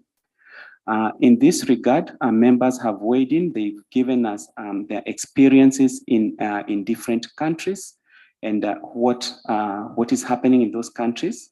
And key to note was that the Honorable Minister for Namibia did bring out very interesting insights about the introduction of a housing information system, which is seeking to answer multiple questions, including how many number of housing stock exist in that country, how many number of informal structures are in the country, how many are in the formal structure, how many plots are available in the planned areas, and what data exists relating to the waiting list in each of each municipal council, as well as information relating to formalization of informal settlements. Of course, this is a summary. Different members also gave insights around their particular countries. The final question was, is there a chance for convergence of housing sector data collection, measurement, interpretation, and dissemination across Shelter AFRIQUE member states? And the resounding answer was there is need for convergence of this data, and multiple speakers did indicate that there's need for Shelter AFRIQUE to carry out this exercise collectively on behalf of member states, and most importantly, provide something like a template or a standard record that can be used for the collection of this data. And Shelter AFRIQUE, through the Center of Excellence, has been mandated through this sitting to do that on behalf collectively of member countries. the more detailed summary of the proceedings of the day will be shared with the members. But for now, Chair, I submit. Okay, thank you very much. Just a few housekeeping before the closing session. I think there's someone who's going to take the closing session, the closing remarks. Members of country groupings 5 and 7 should remain in this room. Lunch is also served. Ministers will refresh in the ministers' lounge, while delegates alone will go to the foyer upstairs to be served. Thank you very much. Closing remarks? Okay, so I think we're done. So we are closed. A round of applause, please.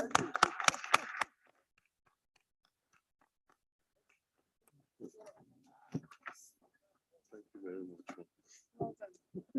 Thank you. You need to know.